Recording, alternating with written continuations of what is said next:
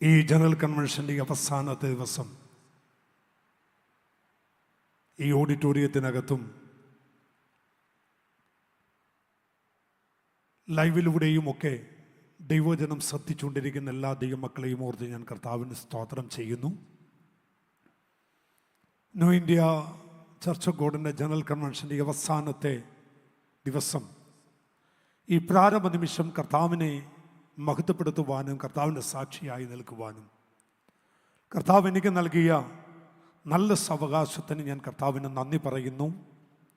കർത്താവിൻ്റെ വിലപ്പെട്ട ദൈവദാസൻ തമ്പിച്ചായൻ മറിയാമ്മേൻ്റെ എന്നെ ദൈവവചനം പഠിപ്പിക്കുകയും സഭാ ശുശ്രൂഷയിൽ എന്നെ പ്രാർത്ഥിച്ച് നിയോഗിക്കുകയും ചെയ്ത ഞാൻ വളരെ ഗുരുതുല്യം സ്നേഹിക്കുന്ന ടി എം ഗുരുവുള്ള പാസ്റ്റർ, അധ്യക്ഷനായിരുന്ന കർത്താവിൻ്റെ പുത്യൻ, എല്ലാവരെയും വേഗം വരുന്ന കർത്താവായ യേശുക്രിസ്തുവിൻ്റെ നാമത്തിൽ ഉള്ള വന്ദനം അറിയിക്കുന്നു. അനുഗ്രഹിക്കപ്പെട്ട നല്ല ഗാനങ്ങൾ ആലപിപ്പാൻ വർഷിപ്പ് ചെയ്യുവാനൊക്കെ കർത്തവ്യന്മാരെയും ബലപ്പെടുത്തിയതിനായിട്ട് ഞാൻ കർത്താവിന് നന്ദി പറയുന്നു.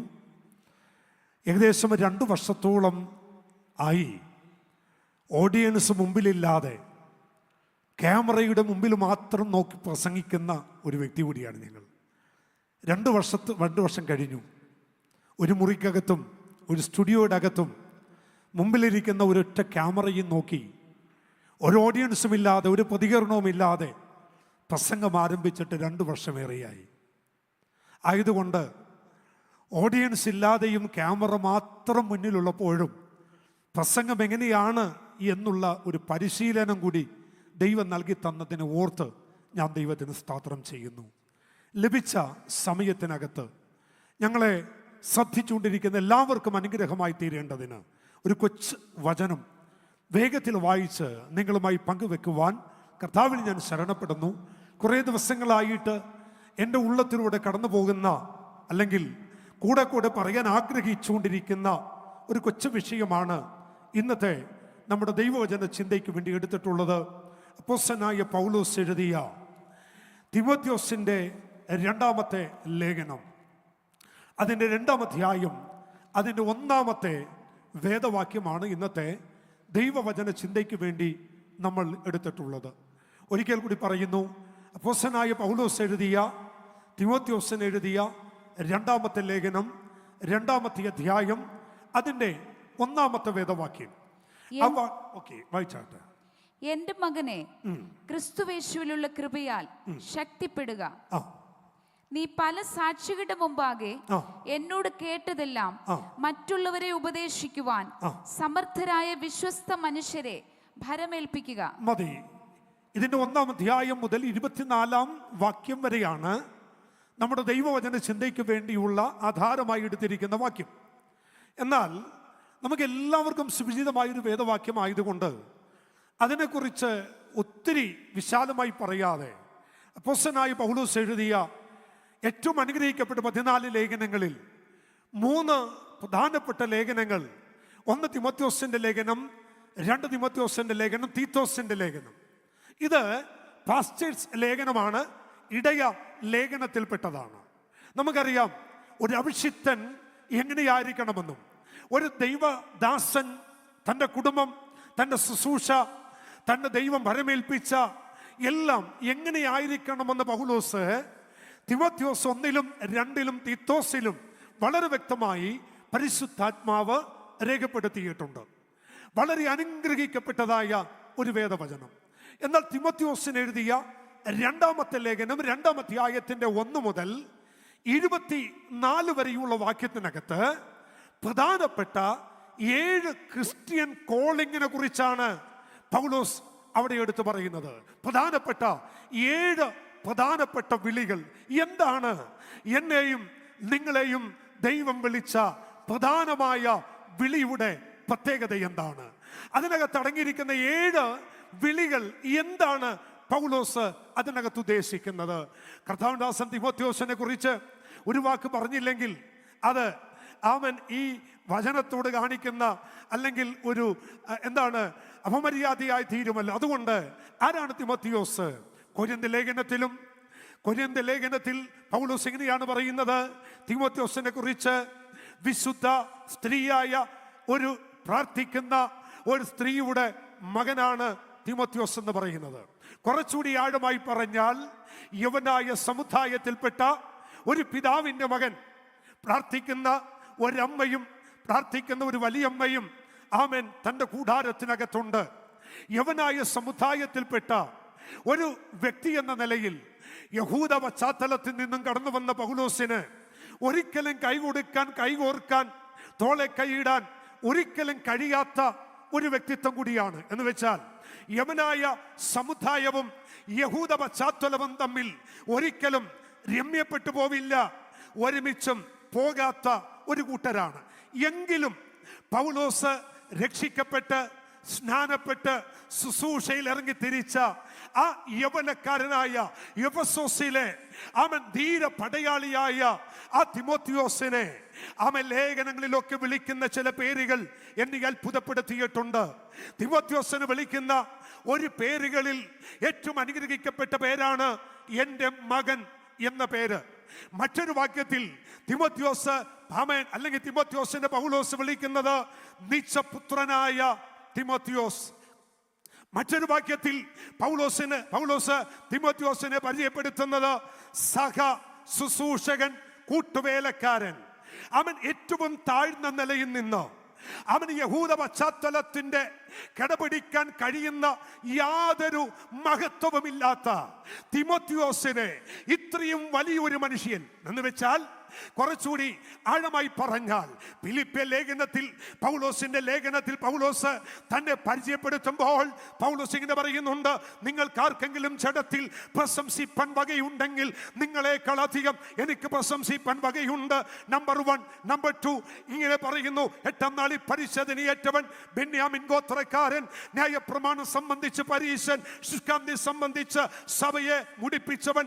ഇതെല്ലാം ക്വാളിറ്റി പറഞ്ഞിട്ട് ഇത്രയും വലിയ പദവികളുള്ള ഇത്രയും വലിയൊരു മനുഷ്യൻ 30-ാമത്തെ വയസ്സിൽ സന്നിധി സംഘത്തിൽ അംഗത്വം ഏറ്റെടുത്ത് അധികാരം പ്രയോഗിച്ച ആ മനുഷ്യൻ, അവൻ ഒരു സാധാരണ അവൻ തൻ്റെ നിലയിൽ നിർത്താൻ കഴിയാത്ത ഒരു മനുഷ്യനെ പറയുന്നു, അവൻ കൂട്ടുവേലക്കാരനാണ്, സഹബുദ്ധിയനാണ്. ഇന്നത്തെ ഈ പശ്ചാത്തലത്തിൽ നിന്ന് ആരംഭത്തിൽ ഒരു ദൂത് ഞാൻ വിളിച്ചു പറയാ, രക്ഷിക്കപ്പെട്ട് സ്നാനപ്പെട്ട് ദൈവകൃപ പ്രാപിച്ചു വരുന്നവൻ ഏത് കുലത്തിലാണെന്ന് നോക്കിയല്ല തോളെ കൈയിടുന്നത്, അവൻ ഏത് കൂട്ടത്തിലുള്ളവനെന്നോ, അവന്റെ നിറം എന്താണെന്നോ, അവന്റെ കുടുംബ പശ്ചാത്തലം എന്താണെന്നോ, അവൻ ഏത് സാഹചര്യത്തിൽ നിന്ന് വന്നവനാണ് എന്ന് കരുതിയല്ല പൗലോസ് തോളിൽ കൈയിടുന്നത്. ദൈവകൃപ ജ്വലിക്കുന്നു എന്ന് കണ്ടാൽ, ദൈവ സാന്നിധ്യം അവന്റെ മേൽ ഉണ്ടെന്ന് കണ്ടാൽ, അവൻ ക്രിസ്തുവിൽ ഭക്തനാണെന്ന് കണ്ടാൽ, അവന്റെ തോളെ കൈയിടാൻ മടി കാണിക്കാത്ത ഒരു അപ്പോസ്തലനാണ് അപ്പോസ്തലനായ പൗലോസ് എന്ന് പറയുന്നതിൽ എനിക്ക് സന്തോഷമുണ്ട്. വിശ്വസിക്കുന്നവർ മാത്രം ആ കരമുയർത്ത് ദൈവത്തെ ഒന്ന് സ്തുതിച്ചേ. ഹല്ലേലൂയ. അവൻ വർണ്ണത്തിന്റെയും നിറത്തിന്റെയും അവൻ സ്തോത്രം വിദ്യാഭ്യാസത്തിന്റെയും ഒക്കെ പേരിൽ പലരെയും മാറ്റി നിർത്തുമ്പോൾ ഇല്ല, അവൻ പട്ടികകൾ നിരത്തി ആ പട്ടികയുടെ ഏറ്റവും മണ്ഡലത്തിൽ പലരെയും അവൻ മുന്നിൽ കൊണ്ടുവരുമ്പോൾ പൗലോസ് കാണിച്ച ഈ മാതൃകയുണ്ടല്ലോ, അഭിഷിക്തന്മാരായ നമുക്ക് ഏറ്റവും ശ്രേഷ്ഠ മാതൃകയാണ് യവനായ സമുദായത്തിലെ തിമോത്തിയോസിനെ തോളിൽ കൈയിട്ട് സഹഭൃത്യൻ, കൂട്ടുവേലക്കാരൻ എന്ന് വിളിക്കാൻ കാണിച്ച തന്റെ ഇടത്തിന് ഞാൻ എൻ്റെ ദൈവത്തിന് സ്തോത്രം ചെയ്യും. ആമേൻ. ഈ ദൂത് പറയുമ്പോൾ അവൻ ഞങ്ങളുടെ ഈ അനുഭവത്തിൽ 1-2 കാര്യങ്ങൾ പറയുന്നത് സന്തോഷമായിരിക്കും. ആമേൻ സ്തോത്രം. 9-ാമത്തെ വയസ്സ് മുതൽ ആമേൻ സ്തോത്രം ഒരു മുക്കുവനായി അല്ലെങ്കിൽ ഒരു മത്സ്യത്തൊഴിലാളിയായി ജീവിച്ച് അവൻ വേണ്ടത്ര വിദ്യാഭ്യാസമോ വേണ്ടത്തതായ അവൻ വചന പരിജ്ഞാനമോ അവൻ ആളുകളോട് സംസാരിക്കേണ്ട രീതികളോ എന്തെന്നറിയാതിരുന്നൊരു കാലഘട്ടത്തിൽ ക്രിസ്തുവിന്റെ സ്നേഹത്തിൽ ഞങ്ങളെ ചേർത്ത് പിടിച്ചത് കൊണ്ടാണ് ഇന്ന് ഈ പ്ലാറ്റ്ഫോമിൽ നിന്ന് ദൈവത്തെ ഉയർത്താൻ ദൈവം ഇങ്ങനെ ഒരു അവസരം തന്നത്. അവൻ ദൈവപുത്രന്മാരോട് എന്നെ കേൾക്കുന്നവരുടെ ദൂത് പറയാ, നിന്നെ തഴയുന്നവർ കണ്ടേക്കാ, നിന്നെ ഉപേക്ഷിക്കുന്നവർ കണ്ടേക്കാ, എന്നാൽ നിന്റെ മേൽ വ്യാപരിച്ച ദൈവകൃപയുടെ ആഴ് നിങ്ങളുടെ മേൽ വ്യാപരിക്കുമ്പോൾ മാറ്റി നിർത്തിയവർ പോലും ചേർത്ത് പിടിക്കുന്ന ദിവസങ്ങൾ വിദൂരമല്ല എന്ന് പരിശുദ്ധ ആത്മാവ് ഇന്ന് പകൽ ആരംഭമായി ദൂത് പറയുന്നു. ഞാൻ ആ ദൂതിലേക്ക് വേഗത്തിൽ കടന്നു വരാൻ കേട്ടോ. തിമോത്തിയോസ് തിമോത്തിയോസ് ആരാന്നുകൂടി പറയാം. അപ്പോസ്തലനായ പൗലോസ് എന്ന് പറയുന്ന അവൻ ആ ശക്തനായ മനുഷ്യന്റെ അവസാനത്തെ നിമിഷം പൗലോസ് കാണാൻ ആഗ്രഹിച്ച ഒരേ ഒരാളുണ്ടെങ്കിൽ അത് തിമോത്തിയോസ് ആണ്. തിമോത്തിയോസിന്റെ ലേഖനം എഴുതുമ്പോൾ അപ്പോസ്തലനായ പൗലോസ് ഇങ്ങനെ പറയുന്നു, എൻ്റെ മകനെ തിമോത്തിയോസേ, ആമേൻ, ഈ ശീതകാലം കഴിയുന്നതിന് മുൻപേ നീ വരാൻ ആഗ്രഹിക്കണം. വരുമ്പോൾ ആമൻ എൻ്റെ ചർമ്മലിഖിതവും ആ പുതപ്പും കൂടി ഒന്ന് കൊണ്ടുവരണം. എന്നെ ഏറെ സന്തോഷിപ്പിച്ചൊരു വാക്കാണ്. പൗലോസ് റോമൻ കാരാഗ്രഹത്തിൽ കിടക്കുമ്പോൾ ഇടുങ്ങിയ തണുപ്പുറച്ചു നിൽക്കുന്ന അവൻ അസ്ഥി പോലും മരവിച്ച് ബന്ധം വിട്ടു പോകുന്ന ആ റോമൻ കാരാഗ്രഹത്തിനകത്ത് സൂലിച്ച ശരീരവുമായി അവൻ ബലഹീനനായി കിടക്കുമ്പോൾ പൗലോസിന് ആവശ്യമായത് ഒരു ആഹാരമല്ല, തനിക്ക് വേണ്ടത് ഒരു പുതപ്പും ഒരു ചർമ്മലിഖിതവും. എന്തിനാണെന്നറിയാമോ? കഠിന വേദനയുടെ നടുവിലും കഠിന ശോധനയുടെ നടുവിലോ തന്റെ പുറകിൽ 1000 ദൈവമക്കൾ അവൻ ദൈവത്തിന് വേണ്ടി അരരാടുവാൻ നിലനിൽക്കുന്നുണ്ട് എന്ന് ഈ കാരാഗ്രഹത്തിനകത്തുനിന്ന് ഞാൻ തൂലിക ചലിപ്പിച്ച് എഴുതുന്ന ഓരോ വാക്കുകളോ അടുത്ത ദിവസം വരുന്ന ദൈവജനത്തിന് ഒരു അനുഗ്രഹമായി തീരേണ്ടതിന്, ക്രിസ്തുവിന് വേണ്ടി നിലനിൽക്കാൻ അവര് പടയാളിയായി തീരേണ്ടതിന് പൗലോസ് ആഗ്രഹിച്ചത് ഒരു ചർമ്മലിഖിതവും ഒരു പുതപ്പും മാത്രമാണ്. കിട്ടിയോ? കിട്ടി. എപ്പോഴാന്നറിയണ്ടേ? പൗലോസിന്റെ കാരാഗ്രഹത്തിന്റെ വാതിക്കൽ തന്റെ ശ്രേഷ്ഠ ഗുരുവായ ആമൻ പൗലോസ് അറിയിച്ചതുപോലെ ഒരു കൈയിൽ പുതപ്പും മറ്റേ കൈയിൽ ചർമ്മലിഖിതവും കൊണ്ട് ആ കാരാഗ്രഹത്തിന്റെ വാതിക്കൽ ഇതാ യൗവനക്കാരനായ തിമോത്തിയോസ് വരുന്നു. വന്നിട്ട് വാതിക്കൽ നിൽക്കുന്ന പാറാവുകാരനോട് താൻ ഇങ്ങനെ ആവശ്യപ്പെടുന്നു, സാർ, ആമേൻ, അകത്തെ തടവിൽ കിടക്കുന്ന പൗലോസ് എന്ന മനുഷ്യനെ എനിക്ക് കാണണം. ഈ കയ്യിലിരിക്കുന്ന ചർമ്മലിഖിതവും പുതപ്പും എനിക്ക് ആ മനുഷ്യന്റെ മേൽ കൈമാറണം. ആവശ്യങ്ങൾ ചോദിച്ച് മനസ്സിലാക്കിയ അപ്പാറാവുകാരൻ തിമോത്തിയോസ് എന്ന യൗവനക്കാരനോട് പറയുന്നു, അല്ലയോ ചെറുപ്പക്കാരാ, നീ ആഗ്രഹിച്ച് കാണാൻ വന്ന ആ മനുഷ്യനെ നിനക്ക് കാണാൻ കഴിയില്ല. എന്നാന്നറിയാമോ? നീ ആഗ്രഹിച്ച് കാണാൻ വന്ന ആ മനുഷ്യനെ ഉണ്ടല്ലോ, ഇന്നലെ അവൻ വൈകിട്ട് അവൻ സൂര്യൻ അസ്തമിക്കുന്നതിന് മുൻപ് ഇവിടത്തെ പൊതു മാർക്കറ്റിൽ വെച്ച് ഒരു കല്ലിൽ കൈകൾ രണ്ടും പുറകോട്ട് ബന്ധിച്ച് അവൻ തല ആ കല്ലിലേക്ക് കുനിച്ചു വെച്ച് ആമൻ ആമൻ ആരാച്ചാര് മിന്നിത്തിളങ്ങുന്ന വാളുകൊണ്ട് തന്റെ കഴുത്തറുത്തു മാറ്റി ആമൻ ശിരസ് ഈ താഴ്വരയിൽ ഉരുണ്ടു മാറി. ഇത് കേട്ട തിമോത്തിയോസ് അവൻ അകം തട്ടി വിറച്ച് അവൻ കൈകൾ ഉയർത്തി ഇങ്ങനെ വിളിച്ചു പറഞ്ഞു, എന്റെ ഗുരുവായ പൗലോസേ എന്ന് വിളിച്ചു വാവിട്ട് കരയാൻ തുടങ്ങി. അവസാന നിമിഷം കാണാൻ കഴിയാതെ പോയ അവൻ ഒരു അരിമ ശിഷ്യനാണ് ഈ തിമോത്തിയോസ് എന്ന് പറയുന്നത്. ആഴമായ ബന്ധം പൗലോസിന് തിമോത്തിയോസിനോടുണ്ട്. തിമോത്തിയോസ് വീഴരുത്, തിമോത്തിയോസ് ഒരിക്കലും പതറരുത് എന്നാഗ്രഹിച്ച ഒരു ദൈവ മനുഷ്യൻ കരമുയർത്ത് ദൈവത്തിന് സ്തോത്രം ചെയ്ത് ആ പൗലോസ് എഴുതിയ ലേഖനങ്ങൾ നിങ്ങൾ ശ്രദ്ധിക്കണം. നീയോ ദൈവത്തിന്റെ മനുഷ്യനായുള്ളവേ, അത് വിട്ടോടുക. പലതിനകത്തുനിന്നും വിട്ടോടി പലതിനകത്തും അവൻ ഉറച്ചു നിൽക്കാൻ പൗലോസ് ലേഖനം എഴുതുന്നു. അതിനകത്ത് എഴുതിയ പ്രധാനപ്പെട്ട ലേഖനമാണ് തിമോത്തിയോസിന്റെ 2-ാം ലേഖനം. 2-ാം ലേഖനത്തിന്റെ 1 മുതൽ 24 വരെ പ്രധാനപ്പെട്ട ക്രിസ്ത്യൻ കോളിംഗിന്റെ 7 വിളികൾ ഇതിനകത്തുണ്ട്. എന്താണ് വിളി? എന്നെ ആമൻ ശുശ്രൂഷയിൽ എന്തെങ്കിലും ആക്കിയിട്ടുണ്ടെങ്കിൽ, ഞാൻ കഴിഞ്ഞ ദിവസം ഒരാളോട് ചോദിച്ചു, പക്ഷെ എവിടെയാണ് ശുശ്രൂഷിക്കുന്നത്? ഞാൻ ഫോട്ടോ വെച്ചിയിലാണ്. എത്ര നാളായി? ഞാൻ പറഞ്ഞു 97 മുതൽ അവിടെയാണ്. എത്ര പേർ സ്നാനപ്പെട്ടു? കൃപയാൽ താഴ്മയോടെ പറയട്ടെ, 3850-ലധികം ആളുകളെ 97 മുതൽ 2022 വരെ സ്നാനപ്പെടുത്താൻ ദൈവം എനിക്ക് കൃപ ചെയ്തു. അക്ഷരം അറിയാത്ത, വായിക്കാൻ അറിയാത്ത, കൂട്ടി വായിക്കാൻ അറിയാത്ത, BIJ എന്ന സ്വന്തം പേര് അവൻ ഇംഗ്ലീഷിൽ എഴുതാൻ അറിയാത്ത എനിക്ക് എങ്ങനെ ഇത് കഴിഞ്ഞു എന്ന് ചോദിച്ചാൽ ഒരൊറ്റ ദൂത പറയാനുള്ളൂ, എന്നെയും നിങ്ങളുടെ വിളി ഇന്ന് പക തിരിച്ചറിഞ്ഞാൽ ഒരസാധാരണ ദൈവപ്രവൃത്തിയിലേക്ക് ദൈവം നമ്മെ കൊണ്ടുവരും. ഈ പകൽ എന്നെ കേട്ടുകൊണ്ടിരിക്കുന്ന ജനത്തോട് ആത്മാവിൽ ഞാൻ പ്രവചിച്ചു പറയുന്നു, നിന്റെ വിളി എന്തെന്ന് നീ മനസ്സിലാക്കിയാൽ, നിന്റെ വിളിയുടെ ശ്രേഷ്ഠത എന്തെന്ന് നീ മനസ്സിലാക്കിയാൽ ഇരുന്നിടത്തിരിക്കത്തില്ല, ചെയ്തതുപോലെ ചെയ്യത്തില്ല. ഒരസാധാരണ ശുശ്രൂഷ നിങ്ങളുടെ മേൽ വെളിപ്പെട്ടു വരും. ശബന റബസിക്കനാഥന അമന വർഷിപ്പിൽ ഇവിടെ നിന്ന് ആരാധന ലീഡ് ചെയ്തുകൊണ്ടിരുന്ന മോൻ, പ്രൈസ് ദി ലോർഡ് മോനെ, സ്തോത്രം. കുഞ്ഞ നിന്നോട് വർഷിപ്പ് ലീഡ് ചെയ്തുകൊണ്ടിരിക്കുമ്പോഴേ കർത്താവിന്റെ ആത്മാവ് ഞാൻ അവിടെ ഇരിക്കുമ്പോൾ മുതൽ നിന്നോട് ദൈവത്തിന്റെ അരുളപ്പാട് പറയാൻ ഒരു ദൂതന്റെ മേൽ കൈമാറി. അവൻ ഈ സ്റ്റേജിൽ നിന്ന് നിൽക്കുമ്പോൾ ഇന്നത്തെ ഡേറ്റ് ഇട്ട് നീ കുറിച്ചു വെച്ചോ. അതിശക്തമായ ഒരു ശുശ്രൂഷയുടെ അഗ്നി നാവാക്കി ദൈവം നിന്നെ പുറത്തു കൊണ്ടുവരും. ഒരു പ്രവചന ശബ്ദം നിന്റെ നാവിൽ. നീ ആരാണ്, എന്താണ്, ഏതാ, ഇതൊന്നും എനിക്കറിയത്തില്ല കുഞ്ഞെ. നിന്റെ മേൽ ഒരു വലിയ നിയോഗം ഈ പകൽ എന്റെ ദൈവം ഇടുന്നു എന്ന് ആത്മാവിൽ ഞാൻ ദൂത പറയുന്നു. എന്നെ ലൈവിലൂടെ കേട്ടുകൊണ്ടിരിക്കുന്ന ദൈവജനത്തോട് ആത്മാവി പ്രവചന ദൂത പറയുന്നു. ഈ മീറ്റിംഗ് കഴിയുമ്പോൾ നിങ്ങളുടെ മേലുള്ള വിളിയുടെ മഹത്വം ഈ പക തിരിച്ചറിയോ. അത് തിരിച്ചറിയുന്ന എത്ര പേരുണ്ട് അവരെ ഓർത്ത് ഞാൻ ദൈവത്തെ സ്തുതിക്കുന്നു. നമ്മുടെ വിളി നോക്കുക. നമ്മുടെ വിളി മനസ്സിലാക്കിയാൽ നമ്മുടെ ശുശ്രൂഷയുടെ ആഴം മാറും. സ്തോത്രം.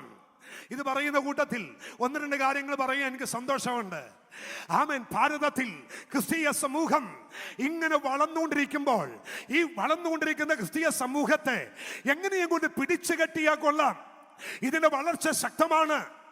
ഇങ്ങനെ വളർന്നുകൊണ്ടിരിക്കുന്ന ഇതിനെ എവിടെയെങ്കിലും ഒന്ന് തളക്കണമല്ലോ എന്ന് കരുതി ആധികാരികമായി പഠനമൊക്കെ നടന്നുകൊണ്ടിരിക്കുമ്പോ ഇന്ത്യയുടെ പ്രൈം മിനിസ്റ്റർ ആയിരുന്ന ജവഹർലാൽ നെഹ്റു പറഞ്ഞു, ഒരല്പസമയം വെയിറ്റ് ചെയ്യ്, ഞാനിതൊന്ന് പഠിക്കട്ടെ. വേദപുസ്തകം കയ്യിലെടുത്ത് ക്രിസ്ത്യാനിറ്റിയെ കുറിച്ച് പഠിച്ച് മനസ്സിലാക്കിയ ആ മനുഷ്യൻ ക്രിസ്തീയ സഭയുടെ ആരംഭം, അത് ആരംഭിക്കാനുണ്ടായ കാരണം, അതിന് അനുഭവിച്ചതായ പ്രതിസന്ധികൾ, ആ പ്രതിസന്ധിയിൽ അതിജീവിച്ച ദൈവസഭ, ഇതെല്ലാം പഠിച്ചിട്ട് ആ മനുഷ്യൻ ഒരു സ്റ്റേറ്റ്മെന്റ് പറഞ്ഞു. അതിതാണ്, ക്രിസ്ത്യാനികളെ ഉണർത്തരുത്, അത് ഉറങ്ങുന്ന സിംഹമാണ്. ദൂത മനസ്സിലായോ? അവരെ ഉണർത്തരുത്. ഉണർത്തിയാൽ ഗർജിക്കും. അത് ഗർജിക്കാൻ തുടങ്ങിയാൽ പലതും മാളത്തിനകത്ത് ഒളിക്കും എന്ന് കേട്ടുകൊണ്ടിരിക്കുന്ന ദൈവജനത്തോട് ആത്മാവ് ഞാൻ ദൂത പറയാ, നീ സാധാരണ മനുഷ്യനല്ല. അന്യഭാഷ പറഞ്ഞ് ആരാധിക്കുന്ന അഭിഷിക്തനെ, ആരാധിക്കുന്ന ദൈവദാസിയെ, ആരാധിക്കുന്ന ദൈവവൈതലെ, നീ സാധാരണ ഒരു മനുഷ്യനല്ല. നിന്റെ മേൽ ഒരു സ്പെഷ്യൽ കോളിംഗ് ദൈവം ഇട്ടിട്ടുണ്ട്. വിശ്വസിക്കുന്നവർക്ക് ഞാൻ എന്റെ ദൈവത്തെ വാഴ്ത്തുന്നു. ജീസസ്. 12 വയസ്സ് പ്രായമുള്ള അലക്സാണ്ടർ എന്ന് പറയുന്ന ലോകത്തെ കിടുകിട വിറപ്പിച്ച മനുഷ്യൻ 12 വയസ്സുള്ള ബാലകനായി കൊട്ടാരത്തിന്റെ പുറത്ത് തെരുവ് കുഞ്ഞുങ്ങളുമായി കളിച്ചുകൊണ്ടിരിക്കുമ്പോൾ മട്ടുപ്പാവിലിരിക്കുന്ന ഫിലിപ്പ് രാജാവ് ഒരു കാഴ്ച കണ്ടു. തന്റെ കുഞ്ഞ് തെരുവിലെ കുഞ്ഞുങ്ങളുമായി കളിക്കുന്നു. താൻ വിളിച്ചിട്ട് ചോദിച്ചു, അലക്സാണ്ടർ, 2 ചോദ്യം ഞാൻ ചോദിക്കും, ആൻസർ തരിക, പൊക്കൊള്ളുക. ഒന്നാമത്തെ ചോദ്യം, നീ ആരാണ്? 2, നീ ആരാകാനുള്ളവനാ? പൊക്കോളാൻ പറഞ്ഞു. അലക്സാണ്ടർ പോയിട്ട് തിരിച്ചു വന്നിട്ട് പറഞ്ഞു, ഞാൻ പോകുന്നില്ല. ഫിലിപ്പിയാർ ചോദിച്ചു, എന്താ പോകാത്തെ? ഞാൻ ആരാന്ന് എനിക്ക് മനസ്സിലായി. 32-33 വയസ്സിനകത്ത് അലയടിക്കുന്ന മഹാസമുദ്രത്തെ വിരൽ ചൂണ്ടിയിട്ട് ശംഖ് വിരിച്ച് ആ മനുഷ്യൻ പറയുന്നു, നീ ഒരു തരി മണലായിരുന്നെങ്കിൽ ഞാൻ നിന്നെ പിടിച്ചടക്കുമായിരുന്നു. ഞാൻ ചോദിച്ചു, അലക്സാണ്ടർ, എന്താ ഇത്രയ്ക്ക് ധൈര്യം? ഞാൻ ആരാണെന്ന് എനിക്ക് മനസ്സിലായി. ഇന്ന് എന്റെ മുമ്പിലിരിക്കുന്ന ശക്തന്മാരായ അഭിഷിക്തന്മാരെ ഓർത്ത് ഞാൻ എന്റെ ദൈവത്തിന് സ്തോത്രം ചെയ്യുന്നു. കരം ഉയർത്തി ഒന്ന് ദൈവത്തിന് മഹത്വം കൊടുക്കാമോ? ഞാൻ സാധാരണക്കാരനല്ല, എന്റെ വിളി ചെറുതല്ല. ഹല്ലേലൂയ. പൗലോസ് എഴുതിയ മറ്റൊരു ലേഖനമാണ് കൊരിന്ത്യ ലേഖനം. കൊരിന്ത്യ ലേഖനം 1-ാമത്തെ ലേഖനത്തിനകത്ത് എന്നെ ചിന്തിപ്പിച്ച ഒരു കാര്യമുണ്ട്. അതിതാണ്, 1 കൊരിന്ത്യ ലേഖനം 1:26 വായിക്കണമെന്നില്ല, സമയം ചുരുക്കമേ ഉള്ളൂ. സഹോദരന്മാർ, നിങ്ങളുടെ വിളിയെ നോക്കുവിൻ എന്നൊരു വാക്യമുണ്ട്. നിങ്ങളുടെ വിളിയെ നോക്കുവിൻ. കൊരിന്ത്യ ലേഖനം 1-ാം അധ്യായം തുടങ്ങി 7-ാം അധ്യായം വരെ പൗലോസ് ആ സഭയെ കുറിച്ച് കേട്ടതിന്റെ വെളിച്ചത്തിൽ ലേഖനം എഴുതിയതാണ്. ഒന്നുകൂടി പറയാം. കൊരിന്ത്യ ലേഖനം 1-ാം അധ്യായത്തിന്റെ 1-ാം വാക്യം മുതൽ 7-ാം അധ്യായം വരെ സഭയെ കുറിച്ച് കേട്ടതിന്റെ വെളിച്ചത്തിൽ പൗലോസ് ലേഖനം എഴുതി. 7-ാം അധ്യായം തുടങ്ങി അവർ എഴുതി ചോദിച്ചതിന്റെ മറുപടിയായിട്ട് പൗലോസ് ലേഖനം എഴുതി. 1-ാം അധ്യായം തുടങ്ങി 7-ാം അധ്യായം വരെ പൗലോസ് കേട്ടതിന്റെ വെളിച്ചത്തിൽ എന്താ എഴുതിയത്? കേട്ടത് കേൾക്കണോ? നല്ലതാ കേട്ടത്, മോശമല്ല കേട്ടെ. പൗലോസ് ആദ്യം കേട്ടത് 1:9 ഒരു കൃപാവരത്തിനും കുറവില്ലാത്ത സഭ. 2 പൗലോസ് കേട്ടത് ആ സഭയുടെ കെട്ടുറപ്പാണ്. പക്ഷെ താഴത്തോട്ട് വരുമ്പോഴേ കേൾക്കാൻ പാടില്ലാത്ത പലതും പൗലോസ് കേട്ടു. ആ സഭയിലെ കക്ഷിത്വം, സഭയിലെ വിഭിന്ന ചിന്തകൾ, സഭയിലെ ഗ്രൂപ്പുകളി, ഇതെല്ലാം കഴിഞ്ഞിട്ട് സഭയെ എടുത്തിട്ട് വ്യക്തിപരമായി വരെ ചൂണ്ടിയിട്ട് പറയുന്നു, നിങ്ങളിൽ ഒരുത്തൻ ഇന്നതുപോലെ ഉണ്ടെന്ന് ഞാൻ അറിയുന്നു. എന്നെ അത്ഭുതപ്പെടുത്തിയ ഒരു കാര്യം, 3-ാം അധ്യായത്തിന്റെ തുടക്കത്തിൽ പൗലോസ് കൃപാവരത്തിൽ കത്തി നിൽക്കുന്ന സഭയെ നോക്കി ഒരു വിളി വിളിച്ചു. എന്നാന്നറിയോ? എനിക്ക് നിങ്ങളോട് ആത്മീകരോടെന്ന പോലെ ഇടപെടാനില്ല, എനിക്ക് നിങ്ങളോട് ജഡീകന്മാരോടെന്ന പോലെ എനിക്ക് ഇടപെടാനുള്ളൂ. അവൻ 3-ാം വാക്യത്തിൽ 3:3 പൗലോസ് നിങ്ങൾ ജഡീകന്മാരല്ലോ. അത്ഭുതപ്പെടുത്തി എന്നെ കേട്ടുകൊണ്ടിരിക്കുന്നവരോട് ഒരൊറ്റ ദൂത പറയാ, അവൻ കൃപാവരത്തിന്റെ ശ്രേഷ്ഠത നോക്കി ആത്മീകന്റെ മാർക്കിടരുത് കേട്ടോ. അവൻ ഞാൻ പേര് വിളിച്ചു ദൂത പറഞ്ഞാൽ, അത്ഭുതങ്ങൾ ചെയ്താൽ, ഞാൻ അവൻ മലയെ നീക്കുന്ന വലിയ അത്ഭുത ശുശ്രൂഷ ചെയ്താലോ എന്നുമേൽ വ്യാപരിക്കുന്ന കൃപാവരം കണ്ട് നിങ്ങൾ നീ ആത്മീകരെന്ന് മുദ്ര കുത്തരുത്. എനിക്ക് ദൈവം കൃപാവരം തന്നതോ എനിക്ക് വേണ്ടിയല്ല, എനിക്ക് ദൈവം പ്രവചനം തന്നതോ എനിക്ക് വേണ്ടിയല്ല, എനിക്ക് ദൈവം വെളിപ്പാട് തന്നതോ എനിക്ക് വേണ്ടിയല്ല. ഈ കൊച്ചനോട് ഇന്ന് ഞാൻ ഈ പ്രവചന ദൂത പറഞ്ഞത് കുഞ്ഞെ എനിക്ക് വേണ്ടിയല്ല, എന്നെ ദൈവം പ്രവചനം ഏൽപ്പിച്ചത് നിങ്ങൾക്ക് വേണ്ടിയാണ്. ദൈവം ഒരു വെളിപ്പാട് തന്നത് ദൈവസഭയ്ക്ക് വേണ്ടിയാണ്. എന്നാൽ കൃപാവരം ഉപയോഗിക്കുന്നവൻ തന്നെത്താൻ പണിയപ്പെടുന്നില്ലെങ്കിൽ അവൻ ജഡീകനായി മാറുക. കൃപാവര ശുശ്രൂഷകൾ കൈമാറ്റം ചെയ്യുന്നവൻ തന്നെത്താൻ പണിയുന്നില്ലെങ്കിൽ അവൻ ജഡീകനായി മാറുക. ഈ കാലം അവൻ കണ്ടുകൊണ്ടിരിക്കുന്നത് അതാണ്. എന്നാൽ ഒറ്റ ദൂത പറയുന്നു, എത്ര കൃപാവരം ഉപയോഗിച്ചാൽ കുഞ്ഞെ നീ നിന്നെ പണിയുന്നില്ലെങ്കിൽ നീ വേസ്റ്റ് ആണ്, ശുശ്രൂഷക്ക് കൊള്ളാത്തവനാണ്. കരമുയർത്തി ദൈവത്തെ ഒന്ന് സ്തുതിച്ചേ. ആമേൻ. പൗലോസ് പറഞ്ഞു, കാര്യമൊക്കെ കൊള്ളാം, കൃപാവരം തകർത്തുകൊണ്ടിരിക്കുക. നിങ്ങളുടെ ചർച്ചിൽ ഒരുത്തം വന്നാൽ അവന്റെ പേരും അഡ്രസ്സും ഒക്കെ നിങ്ങൾ വിളിച്ചു പറയും. പക്ഷെ ഞാനൊരു കാര്യം പറയുക, നിങ്ങളെ ആത്മീകനെന്ന് ഞാൻ വിളിക്കില്ല, നിങ്ങൾ ജഡീകന്മാരാണ്. പൗലോസ് ഫോട്ടോ വച്ച് വന്നാണ് പ്രസംഗിച്ചിട്ട് എന്റെ മുഖത്ത് നോക്കി എന്നെ ജഡീക എന്ന് വിളിച്ചിരുന്നെങ്കിൽ പൗലോസ് ഫോട്ടോ വെച്ച് വിട്ടു പോകത്തില്ല. പോവോ?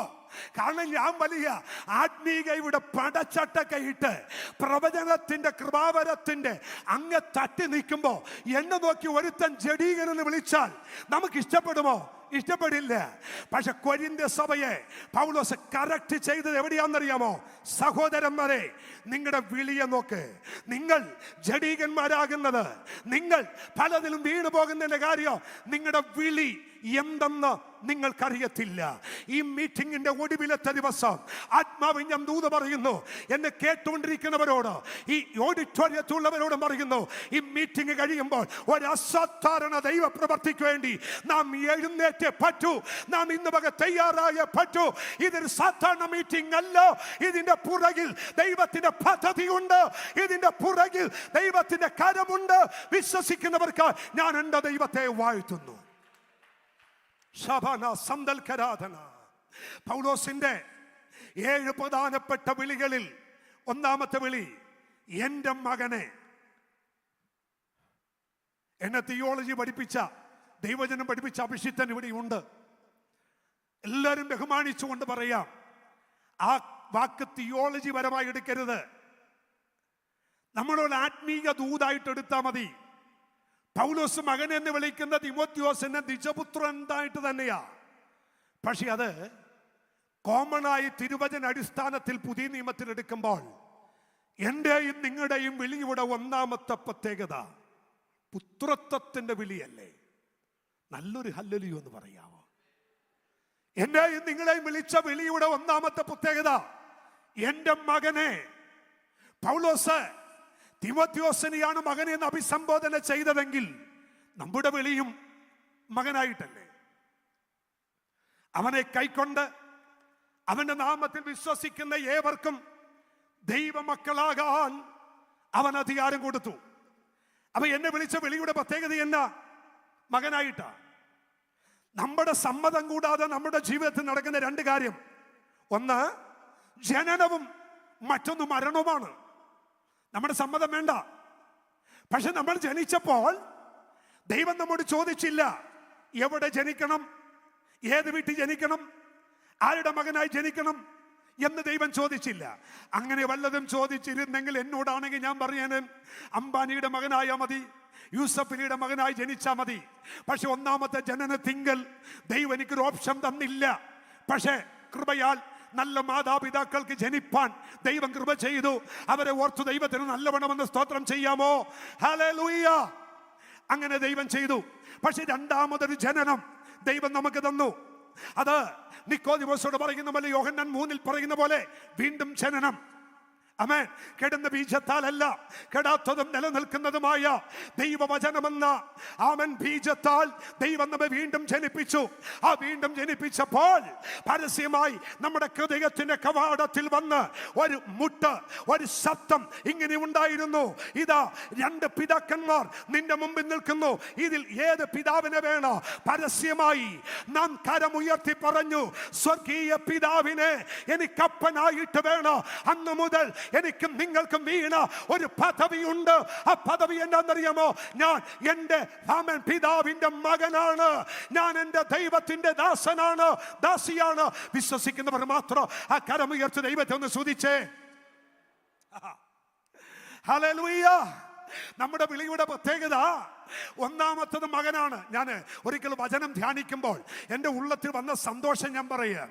യേശുവിന്റെ വിലാപ്പുറം കുത്തി തുറന്ന ഒരു പടയാളിയില്ലേ, യേശുവിന്റെ വിലപ്പുറത്ത് മാഞ്ഞു നോക്കി കുത്തിയ ആ പടയാളിയില്ലേ, ആ പടയാളിയുടെ മകൻ വന്നിട്ട് യേശുപ്പച്ചനോട് പറയുന്നു, അല്ലയോ യേശു കർത്താവേ, എനിക്ക് അങ്ങയുടെ പുത്രത്വം വേണം എന്ന് പറഞ്ഞാൽ യേശു ഒരിക്കലും പറയില്ല, നിന്റെ പിതാവാണ് എൻ്റെ മാർവിടം കുത്തി തുറന്നത്, നിനക്ക് ഞാൻ പുത്രത്വം നിരസിക്കുന്നു എന്നവൻ പറയില്ല.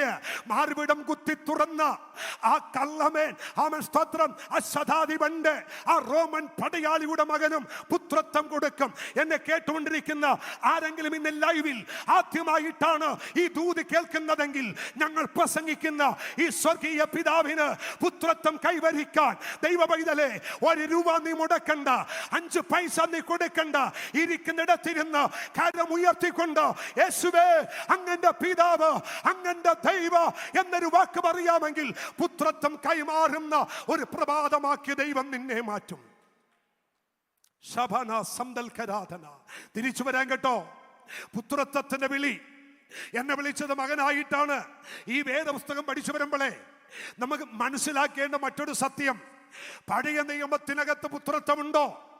ഉൽപ്പത്തി മുതൽ മലാക്കി വരെ പുസ്തകം വരെ പഠിക്കുമ്പോൾ പുത്രത്വം നമുക്ക് കാണാൻ കഴിയുന്നുണ്ടോ?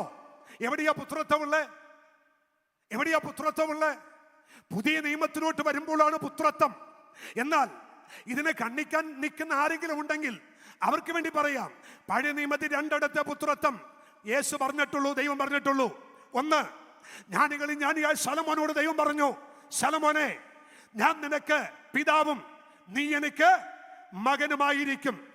അത് നമ്മൾക്ക് വേണമെങ്കിൽ പുത്രത്വത്തിൽ കൂട്ടാം. രണ്ടാമത് ഒരൊറ്റ സ്ഥലത്തെ പുത്രത്വമുള്ളൂ. ലൂക്കോസ് 3 അവസാനം വായിക്കണ്ട. ലൂക്കോസ് 3 അവസാനം വരുമ്പോൾ ജനറേഷനെ കുറിച്ച് പറയുന്നു. ആ ജനറേഷന്റെ ഒടുവിൽ വന്നു നിൽക്കുന്നത് ആദാം, ദൈവത്തിന്റെ മകൻ. ആദാം ദൈവത്തിന്റെ മകൻ. അങ്ങനെയാണെങ്കിൽ പഴയ നിയമത്തിൽ പുത്രത്വം നേരിട്ട് കൈമാറ്റം കിട്ടിയ ഒരൊറ്റ മനുഷ്യൻ പുസ്തകത്തിനകത്തുണ്ടെങ്കിൽ അത് ആദാമാണ്. എന്നെ അത്ഭുതപ്പെടുത്തിയ ഒരു കാര്യം, ഒന്നാമത്തെ പുസ്തകത്തിൽ പുത്രത്വം കൈമാറ്റം ചെയ്ത ആദാമിൽ വ്യാപരിച്ച അതോറിറ്റി നിങ്ങളൊന്ന് ശ്രദ്ധിച്ചേ. അവൻ വന്നപ്പോൾ മൃഗങ്ങളെല്ലാം മുട്ടുമടക്കാൻ തുടങ്ങി. അവൻ ഇട്ടതെല്ലാം പേരായി. അവന്റെ നാവിൽ വ്യാപരിച്ച അധികാരം ആ ദേശത്ത് വ്യാപരിക്കാൻ തുടങ്ങി. ഒന്നാമത്തെ പുത്രനിൽ വ്യാപരിച്ചത് ഒരു അസാധാരണ അധികാരം. ആമേൻ. ഈ ദൂത് എന്നെ ദൈവം പഠിപ്പിച്ച നിമിഷം മുതൽ എനിക്ക് മനസ്സിലായി. ആമൻ, ആള് മാറാൻ തുടങ്ങി. ആരോടെങ്കിലും ചോദിക്കാൻ നിങ്ങളുടെ വിശ്വാസത്തിന് വേണ്ടി പറയുക. ആമൻ, സ്തോത്രം. ഏറ്റവും ആളുകൾ രക്ഷിക്കപ്പെട്ടത് എപ്പോഴാ, ഏറ്റവും ആളുകൾ സ്നാനപ്പെട്ടത് എപ്പോഴാ എന്ന് ചോദിച്ചാൽ എനിക്ക് പറയാനുള്ളത് കോവിഡ് കാലത്താണ് ഏറ്റവും അധികം ആളുകൾ സ്നാനപ്പെട്ടത്. കോവിഡ് കാലത്താണ് ഏറ്റവും അധികം ആളുകളെ ഞാൻ സ്നാനക്കടവിലേക്ക് ഇറക്കിയത്. എന്താണെന്ന് ചോദിച്ചാൽ ഒരൊറ്റ ദൂത് പറയുക, ഞാൻ പുത്രനാണെങ്കിൽ നിങ്ങളുടെ മേൽ പുത്രത്വത്തിന് അധികാരമുണ്ടെങ്കിൽ ആദാമിൽ വ്യാപരിച്ച അതേ അധികാരം ഈ പകൽ നമ്മുടെ മേൽ വ്യാപരിക്കുന്നുണ്ട്. അത് വിശ്വസിക്കുന്ന ദൈവജന കാരമാടി ചെന്ന ദൈവത്തിന് നന്ദി പറഞ്ഞ് ജീസസ് ശബന സന്തൽക്കരാധന. ഒന്നാമത്തെ അധികാരം ആദാമിൽ വ്യാപരിച്ചു. ഇനി വേദപുസ്തകം പഠിപ്പിക്കുന്ന രണ്ടാമത്തെ പുത്രത്വം കുഞ്ഞെ ആരാന്നറിയാമോ? അവൻ തന്റെ ഏകജാതനായ പുത്രൻ, അത് മശിഹ തമ്പുരാനാണ്. ഒന്നാമത്തെ പുത്രത്വം ആദാമിൽ വ്യാപരിച്ചു. ആദാമിൽ വ്യാപരിച്ച പുത്രത്വത്തിന്റെ മേൽ അവന്റെ മേൽ വ്യാപരിച്ച അതോറിറ്റി ഭയങ്കരമായിരുന്നു. രണ്ടാമത്തെ പുത്രത്വം ഇതാ മശിഹ തമ്പുരാനിൽ വ്യാപരിക്കുന്നു. അത് വെളിപ്പെട്ടത് എവിടെയാ? വെളിപ്പെട്ടത് യോർദാൻ നദിക്കരയിൽ. സൃഷ്ടാവാം ദൈവം സൃഷ്ടിയുടെ കയ്യിൽ സ്നാനപ്പെടാൻ വെള്ളത്തിലേക്ക് ഇറങ്ങി. വെള്ളത്തിൽ മുങ്ങി പൊങ്ങുമ്പോൾ സ്വർഗം തുറന്നു പറയുന്നു, ഇവൻ എന്റെ പ്രിയപുത്രൻ, ഇവനിൽ ഞാൻ പ്രസാദിച്ചിരിക്കുന്നു. ഒരൊറ്റ ദൂത് പറയാ, പുത്രത്വം ഇത് സ്നാനക്കടവിൽ സ്വർഗം ഡിക്ലെയർ ചെയ്യുന്നു, ഇവൻ എന്റെ പ്രിയപുത്രൻ. നിങ്ങൾ ശ്രദ്ധിക്കണം കേട്ടോ. 30 തിരുവയസ്സ് വരെ ആശാരിപ്പണി ചെയ്ത് നടന്ന് അവൻ ഇസ്രായേലിന്റെ പ്രാന്തപ്രദേശങ്ങളിൽ അപ്പനോടൊപ്പം അവൻ കാർപ്പന്ററായി ജോലി ചെയ്തിട്ടും ഒരു വീട്ടിൽ ചെന്നിട്ടും ദുർഭൂതം ഇളകിയില്ല. ഒരു വീട്ടിൽ ചെന്നിട്ടും പിശാച് അലറി വിളിച്ചില്ല എന്ന് പുത്രത്വം വെളിപ്പെട്ടോ ആ നിമിഷ ഉപവാസം കഴിഞ്ഞ് ഗദരദേശത്തേക്ക് കാല് വെക്കുമ്പോൾ പിശാച് പറയുന്നു, മഹോന്നതനായ ദൈവത്തിന്റെ പുത്ര, ഈ പകൽ ആത്മാവിധൂത പറയുന്നു, പുത്രത്വം നിന്റെ മേൽ വെളിപ്പെട്ടാൽ നീ കാല് വെക്കുന്നിടത്ത് ദുരാത്മാക്കൾ ഇളകി മാറോ. അവ പുത്രത്വം വെളിപ്പെട്ടാൽ നീ പോകുന്നിടത്ത് പൈശാചിക മണ്ഡലങ്ങൾ ഈ പകൽ വിട്ടുമാറോ. വിശ്വസിക്കുന്ന ദൈവജന കരമടിച്ച് ദൈവത്തെ ആരാധിക്കുക. ദൈവമക്കളെ, നിങ്ങൾ വീട്ടിലിരുന്നാണ് ഈ ദൂത് കേൾക്കുന്നതെങ്കിൽ ആ ഇരിക്കുന്നിടത്തിരുന്ന് ആത്മാവിൽ ആരാധിക്കുക. ഒരഭിഷേക, ഒരു ദൈവ കൃപ, ഒരു ദൈവ സാന്നിധ്യം നിങ്ങളുടെ മേൽ വ്യാപരിക്കട്ടെ. റിബന സന്ദ രഗസിനി രഗന്ധല. ഹല്ലേലൂയ. പുത്രത്വം കൈവരിച്ചവൻ സ്പെഷ്യലാ. പുത്രത്വം കൈവരിച്ചാൽ സ്പെഷ്യലാ. എൻ്റെ ഓർമ്മ ശരിയാണ്, ഇതൊക്കെ ഒരു സാക്ഷ്യമായിട്ട് അങ്ങ് പറയുക. 10 വർഷങ്ങൾക്ക് മുമ്പ് കൊട്ടാരക്കരയിൽ ഒരു പബ്ലിക് മീറ്റിംഗിൽ പ്രസംഗിച്ചതിന് ശേഷം ആ മീറ്റിംഗ് കഴിഞ്ഞ് ഇറങ്ങുമ്പോൾ ഒരു മനുഷ്യൻ എന്നോട് പറഞ്ഞു, പാസ്റ്റർ, എൻ്റെ വീട്ടിൽ വന്ന് എൻ്റെ അപ്പന് വേണ്ടി ഒന്ന് പ്രാർത്ഥിക്കണം. ഞാൻ വരാമെന്ന് പറഞ്ഞു. അങ്ങനെ കൊട്ടാരക്കരയ്ക്കൊന്നും അവനൊരു അല്പം ഉള്ളിലേക്ക് രാത്രി മീറ്റിംഗ് കഴിഞ്ഞ് എന്നെ വണ്ടി കയറ്റി കൊണ്ടുപോകുക. കുറേ ദൂരം ഓടിച്ച് ഒരു വീട്ടിനകത്ത് കൊണ്ടുപോയി. അപ്പച്ചൻ്റെ മോൻ അവിടുത്തെ ഒരു പ്രൊഫസറാണ്. ആമൻ, കർത്താവിന്റെ ദൈവപ്പെട്ട ജോൺ സാർ എന്ന് പറയുന്ന ഒരു മനുഷ്യൻ. വീട്ടിൽ ചെന്ന് രാത്രി 10 മണിയായി. ചെന്നപ്പോൾ ആമൻ എന്നോട് പറഞ്ഞു, മുറിയിലേക്ക് വാ. എൻ്റെ അപ്പച്ചൻ ആ മുറിയിലുണ്ട്. ആ മുറിക്കകത്ത് ചെന്നപ്പോ ആമൻ 1.6 അടി ഹൈറ്റും ആമൻ നല്ല ഇരുമ്പ് പോലത്തെ ശരീരമുള്ള ഒരപ്പച്ചനെ കട്ടിൽമേ ഇരിപ്പുണ്ട്. എന്നോട് ചോദിച്ചു, സാർ ചോദിച്ചു, എൻ്റെ അപ്പനാ എത്ര വയസ്സാന്നറിയാമോ? ഞാൻ അറിയത്തില്ല. അവൻ 102 വയസ്സായി. ഇപ്പോഴും ബൈബിൾ വായിക്കും. കണ്ണിന് ഭയങ്കര കാഴ്ചയാ. എനിക്ക് ഇഷ്ടം തോന്നി. ഇങ്ങനെയുള്ള അപ്പച്ചന്മാരെ കണ്ടാൽ വിടില്ല. ഞാൻ ചെന്ന് അടുത്തുകൂടി കാര്യമൊക്കെ ചോദിച്ച് മനസ്സിലാക്കി. അപ്പച്ചൻ അങ്ങ് ഇഷ്ടപ്പെട്ടു. കുറച്ച് കഴിയുമ്പോൾ ഞാൻ ചോദിച്ചു, അപ്പച്ചൻ എത്ര വർഷം? അപ്പച്ചൻ എന്നോട് പറഞ്ഞു, 24ാമത്തെ വയസ്സിൽ ഞാൻ യേശുവിനെ പ്രസംഗിക്കാൻ തുടങ്ങി, ചരിത്രം പറയാൻ തുടങ്ങി. പറഞ്ഞു പറഞ്ഞു പറഞ്ഞ് അവസാനം വന്നപ്പോൾ അപ്പച്ചനോട് പറയാം, മോനെ നീ കേട്ടിട്ടുണ്ടോ? ആമ കേരളത്തിൽ ഒരു ഉപദേശിയും ഭാര്യയും കൂടി ട്രാക്ട് കൊടുത്തു പോകുമ്പോ ആന വിരണ്ടോടി വന്നപ്പോ ആമൻ യേശുവിന്റെ നാമത്തെ മുട്ടുകുത്തിച്ചത് ഞാൻ കേൾക്ക മാത്രമല്ല, ഞാൻ പ്രസംഗിച്ചിട്ടുണ്ട്. മോനെ, ആ ദൈവദാസനാടാ ഞാൻ. ഞാൻ 100 കണക്കിന് സ്റ്റേജ് പ്രസംഗിച്ചിട്ടുണ്ട്. ഈ അപ്പച്ചന്റെ ചരിത്രം നേരിക്കണ്ടിട്ടില്ല. 2 മുട്ടും മടക്കി അവൻ ഇരുമ്പൊലക്ക പോലത്തെ കൈയെടുത്ത് തലയിലേക്ക് വെച്ച് പറഞ്ഞു, അപ്പച്ച പ്രാർത്ഥിക്ക്. പിന്നെ എനിക്കറിയേണ്ടത് ഇതെങ്ങനെ സംഭവിച്ചു. അപ്പച്ച വാക്ക് പറയാ മോനെ, അവൻ അത് സംഭവിച്ച എന്നാന്നറിയാമോ? ആന വിരണ്ടു വന്നു. അന്ന് അവൻ എനിക്ക് 28 വയസ്സുണ്ട്. അവൻ ഞാനും വൈഫും കൂടി തിരിച്ചു വരുമ്പോൾ ആന വിരണ്ടു വരുന്നു. ഓടാൻ രക്ഷയില്ല. അപ്പൊ ആരും എന്നോട് പറയുന്നു, നിന്റെ മേലൊരു പുത്രത്വമുണ്ട്, കൽപ്പിക്ക്. അപ്പച്ചൻ മുട്ടുമടക്കിയിട്ട് പറഞ്ഞു, യേശുവിന്റെ നാമത്തിൽ മുട്ടുമടക്കുക. ആ സെക്കൻഡിൽ അവളെ മുട്ടുമടക്കി. ഈ പക തിരിച്ചറിയണം, അവൻ നമ്മുടെ മേൽ വ്യാപരിക്കുന്ന പുത്രത്വം രണ്ട് കൈയടിച്ച് അന്യഭാഷ പറയാനല്ല. പകരം ഇന്ന് പകൽ അത്ഭുതങ്ങൾ, അടയാളങ്ങൾ, വിവിധ വീര്യ പ്രവർത്തികൾ ഇതിനകത്ത് സംഭവിക്കട്ടെ.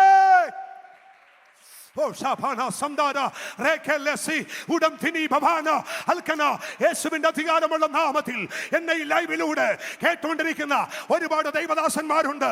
അവരുടെ ആത്മാവിൽ ഞാൻ ദൂത് പറയുന്നു, നിങ്ങളുടെ ശുശ്രൂഷയുടെ ആമേൻ ആമേൻ അഭിഷേകം ഈ പകൽ വർദ്ധിക്കാൻ പോകുകയോ.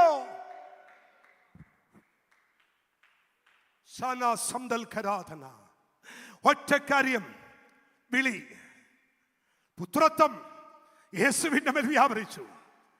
പുത്രത്വം വന്ന മാറുമെന്നേ. എനിക്കൊരു ആഗ്രഹം ഉണ്ടായിരുന്നു, മേരിക്കോവർ അമ്മച്ചിയുടെ ഭർത്താവ് ബാബുച്ചാനെ ഒന്ന് നേരിട്ട് കാണണമെന്ന്. അങ്ങനെ ഇരിക്കുമ്പോൾ കർത്താവദാസന് ഒരു ദൈവദാസനോട് പറഞ്ഞു, എനിക്ക് പാസ്റ്റർ ഒന്ന് കാണണം. അങ്ങനെ മേരിക്കോവർ അമ്മച്ചിയുടെ ഹസ്ബൻഡിനെ കാണാൻ വേണ്ടി ചെന്നപ്പോൾ എനിക്ക് ഇഷ്ടപ്പെട്ടൊരു കാര്യം, അജാനങ്ങ് ഒരു കോച്ചിയുണ്ട്. ഈ കോച്ചിയുടെ അകത്ത് അങ്ങ് വാതിക്കൽ ഇരിക്കുക. ഞങ്ങൾ ചെന്നപ്പോൾ ഒരു ഭൂതം പിടിച്ചതിനെ കുറച്ച് പേര് വാതിക്കൽ കൊണ്ടുവന്നു, ഗേറ്റിന്റെ അവിടെ കൊണ്ടുവന്നു. അപ്പൊ ഞങ്ങൾ അവിടെ കസേര ഇരിക്കുന്നുണ്ട്. അപ്പൊ ഈ ബാബുച്ചാൻ പറയുക, ആരാ ഗേറ്റിൽ? അപ്പൊ പറഞ്ഞു, ബാബുച്ചായ ഞാനാ. എന്താ കാര്യം? ഒരു ഭൂതം പിടിച്ച സ്ത്രീയെ പ്രാർത്ഥിക്കാൻ കൊണ്ടുവന്നതാ. അവളുണ്ടോ? ആരെ കൂടെ ഉണ്ട്. അവളുടെ പേരെന്നാ? മോളിയൊന്നോ ലിസിന്നോ ഏറ്റ പറഞ്ഞേ. അപ്പൊ ബാബുച്ചാൻ അവിടെ ഇരുന്ന് പറഞ്ഞു, മോളി അകത്തേക്ക് വാ, മോളിയുടെ കൂടെ ഉള്ളത് പുറത്തോട്ട് പോ. ആ ഗേറ്റിന്റെ അവിടെ ഉരുണ്ട് വീഴുന്നത് കണ്ടു, ഭൂതം വിട്ടുപോയി. മോളി അകത്തോട്ടും പിശാച് പുറത്തോട്ടും പോയി. മനസ്സിലായില്ലല്ലേ? ഇന്ന് പകലെ ചുമ്മാ കൈയടിച്ച് പോകാനല്ല ദൈവം നമ്മെ ഇരുത്തിയത്. നമ്മുടെ അകത്തുള്ള കൊലോസ്യ ലേഖനത്തിൽ പൗലോസ് എഴുത്തെഴുതി. കൊലോസ്യ ലേഖനം വിജാതിയരിൽ നിന്നും രക്ഷിക്കപ്പെട്ടു വന്നതാ. വിജാതീയ സഭയിൽ നിന്ന്, വിജാതിയിൽ നിന്നും രക്ഷിക്കപ്പെട്ടു വന്ന കൊലോസ്യ സഭയോട് പറയുക, കൊലോസ്യരെ, നിങ്ങൾ എന്ത് വേണേലും കേൾക്കുകയോ കേൾക്കാതിരിക്കുകയോ അറിയുകയോ അറിയാതിരിക്കുകയോ ചെയ്യോ. പക്ഷെ ഒരു കാര്യം ഞാൻ നിങ്ങളോട് പറയാ, മഹത്വത്തിന്റെ പ്രത്യാശയായ ക്രിസ്തു നിങ്ങളുടെ ഉള്ളിലുണ്ട്. മഹത്വത്തിന്റെ പ്രത്യാശയായ ക്രിസ്തു നിങ്ങളുടെ ഉള്ളിലുണ്ട്. ഈ പകൽ ആ ക്രിസ്തു, അവൻ പുത്രത്വം ഈ പകൽ എഴുന്നേൽക്കട്ടെ. വിശ്വസിക്കുന്ന ദൈവമക്കൾ കരമടിച്ച് ഒന്ന് ദൈവത്തെ ആരാധിച്ചു പറ. മഹത്വത്തിന്റെ പ്രത്യാശയായ ക്രിസ്തു എന്റെ മേൽ ദൈവം വെച്ചിട്ടുണ്ട്.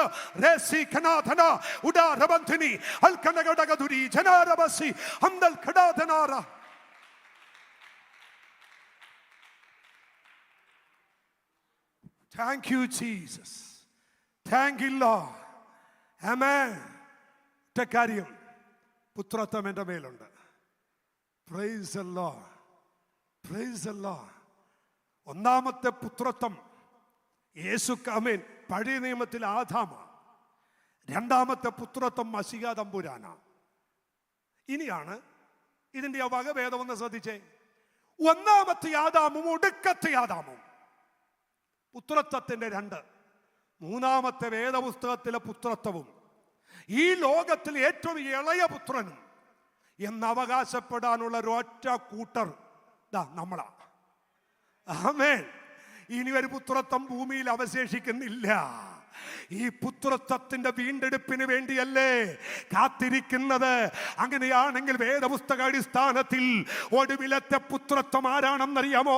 അവനെ കൈക്കൊണ്ടവന്റെ നാമത്തിൽ വിശ്വസിച്ച ദൈവജനമായ ഞാനും നിങ്ങളുമാണ് ഒടുവിലത്തെ പുത്രത്വം. ഒന്നുകൂടി പറയാ, വേദപുസ്തകത്തിലെ ഒടുവിലത്തെ പുത്രത്വമായി ദൈവം പകർന്നിരിക്കുന്ന സകല അധികാരവും സകല അഭിഷേകവും ദൈവം നമ്മുടെ മേലാണ് പകർന്നിരിക്കുന്നത്. വിശ്വസിക്കുന്ന ദൈവജന കരമുയർത്തു ദൈവത്തെ ഒന്ന് സ്തുതിച്ചേ. ഓക്കെ, സമയം വേഗത്തിൽ പോയിക്കൊണ്ടിരിക്കുക. ഏറ്റവും വലിയ പ്രശ്നം എന്നാണെന്നറിയോ? വേദപുസ്തക അടിസ്ഥാനത്തിൽ പത്രോസിന്റെ ലേഖനം 3-ാം അധ്യായത്തിൽ നിങ്ങളുടെ കൃപയിലും പരിജ്ഞാനത്തിലും വളരണം. കൃപയിലും പരിജ്ഞാനത്തിലും വളരണം. പ്രശ്നം എന്താന്ന് ചോദിച്ചാൽ എല്ലാവരും മക്കളാ, പക്ഷെ മക്കൾക്ക് എന്തില്ല? വളർച്ചയില്ല. ഒരല്ലല്ലോ എന്ന് പറഞ്ഞ് അത് ഭയങ്കര പ്രശ്നമാണ്, ഭയങ്കര പ്രശ്നമാ. വളർച്ചയില്ല. പുത്രന്റെ അധികാരം വെളിപ്പെടുത്തണമെങ്കിൽ പുത്രനായിരുന്നിട്ട് കാര്യമില്ല, വളരണം. ഗലാത്യ ലേഖനത്തിൽ പറയുന്ന പോലെ യജമാനൻ സകലത്തിലും അവകാശിയാണെങ്കിലും ശിശുവായിരിക്കുന്നിടത്തോളം യജമാനനേക്കാൾ വിശേഷത ഉള്ളവനല്ല. അപ്പൊ പുത്രനായിരിക്കുന്നതാണ് പ്രശ്നം. ഒരു ദേശം പിടിക്കാൻ പറ്റാത്തത്, ഒരു ദേശമാക്കിയത് നമ്മുടെ കൈവശം വരാത്തത്, ഒരു അത്ഭുത ശുശ്രൂഷ ചെയ്യാൻ പറ്റാത്തത്, പലയിടത്തും നമ്മൾ ഞെരുങ്ങി പോകുന്നത്, പലയിടത്തും പരാജയപ്പെട്ടു പോകുന്നത് ഒരൊറ്റ കാര്യം, പുത്രന്റെ അധികാരത്തിൽ വളരുന്നില്ല. ഒരു ഹല്ലേലൂയ എന്ന് ഉറക്കെ പറയാമോ? ഇന്നൊരൊറ്റ ദൂതുണ്ട്, ഈ കൺവെൻഷന്റെ അവസാന ദിവസം പുത്രൻ വളർന്നേ പറ്റൂ. അതെന്നാ ദൈവദാസനെ അങ്ങനെ പറഞ്ഞ സ്വത്രം. ഇപ്പോഴും ഈ നിപ്പിള് കുപ്പിപ്പാല് ചപ്പിക്കൊണ്ടിരിക്കുന്ന വിശ്വാസികളും ആളുകളുണ്ട്. ചുമ്മാ ഇപ്പോഴും കാലം എബ്രായ ലേഖനം പറയുന്ന പോലെ ഉപദേഷ്ടക്കന്മാരാകേണ്ട കാലമൊക്കെ കഴിഞ്ഞിട്ടും ഇപ്പോഴും ഈ കുപ്പിപ്പാല് മാത്രം അല്ലേ, കട്ടിയായത് കഴിക്കാൻ നിങ്ങൾക്ക് പോരാ. നിങ്ങൾ ഇപ്പോഴും പാലത്ര സേവിക്കുന്നെന്ന് പൗലോസ് പറയുന്ന പോലെ ഇത് വളർന്നിട്ടില്ല. വളരാത്തതിന്റെ കുഴപ്പം എന്താണെന്നറിയാമോ? വളർന്നില്ലെങ്കിൽ ഒന്നും പിടിക്കാൻ പറ്റില്ല.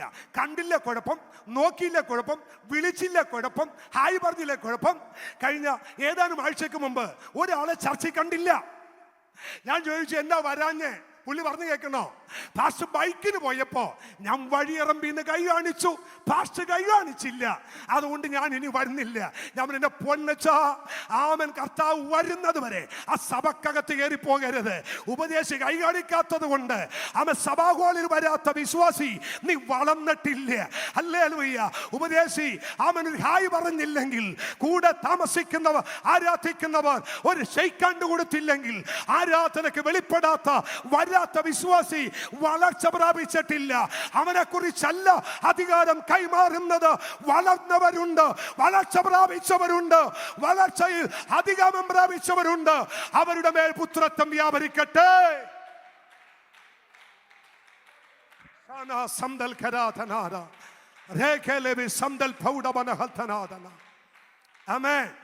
വളരണം, വളർച്ച പ്രാപിക്കണം.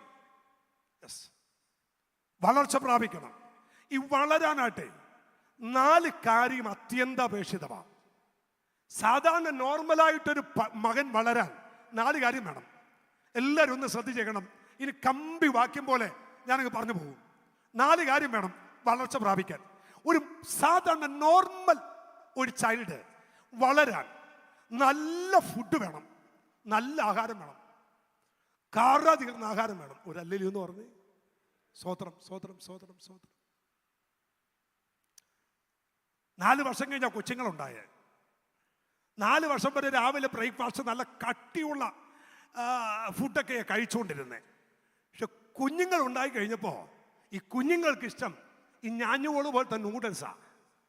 അപ്പൊ വൈഫ് എന്നാ ചെയ്യുന്നറിയാമോ? ഏതായാലും 2 വെപ്പ് വെക്കണ്ടല്ലോ, അതുകൊണ്ട് കൊച്ചുങ്ങൾക്ക് നൂഡിൽസ് ഉണ്ടാക്കുന്ന കൂട്ടത്തിൽ എനിക്ക് നൂഡിൽസ്.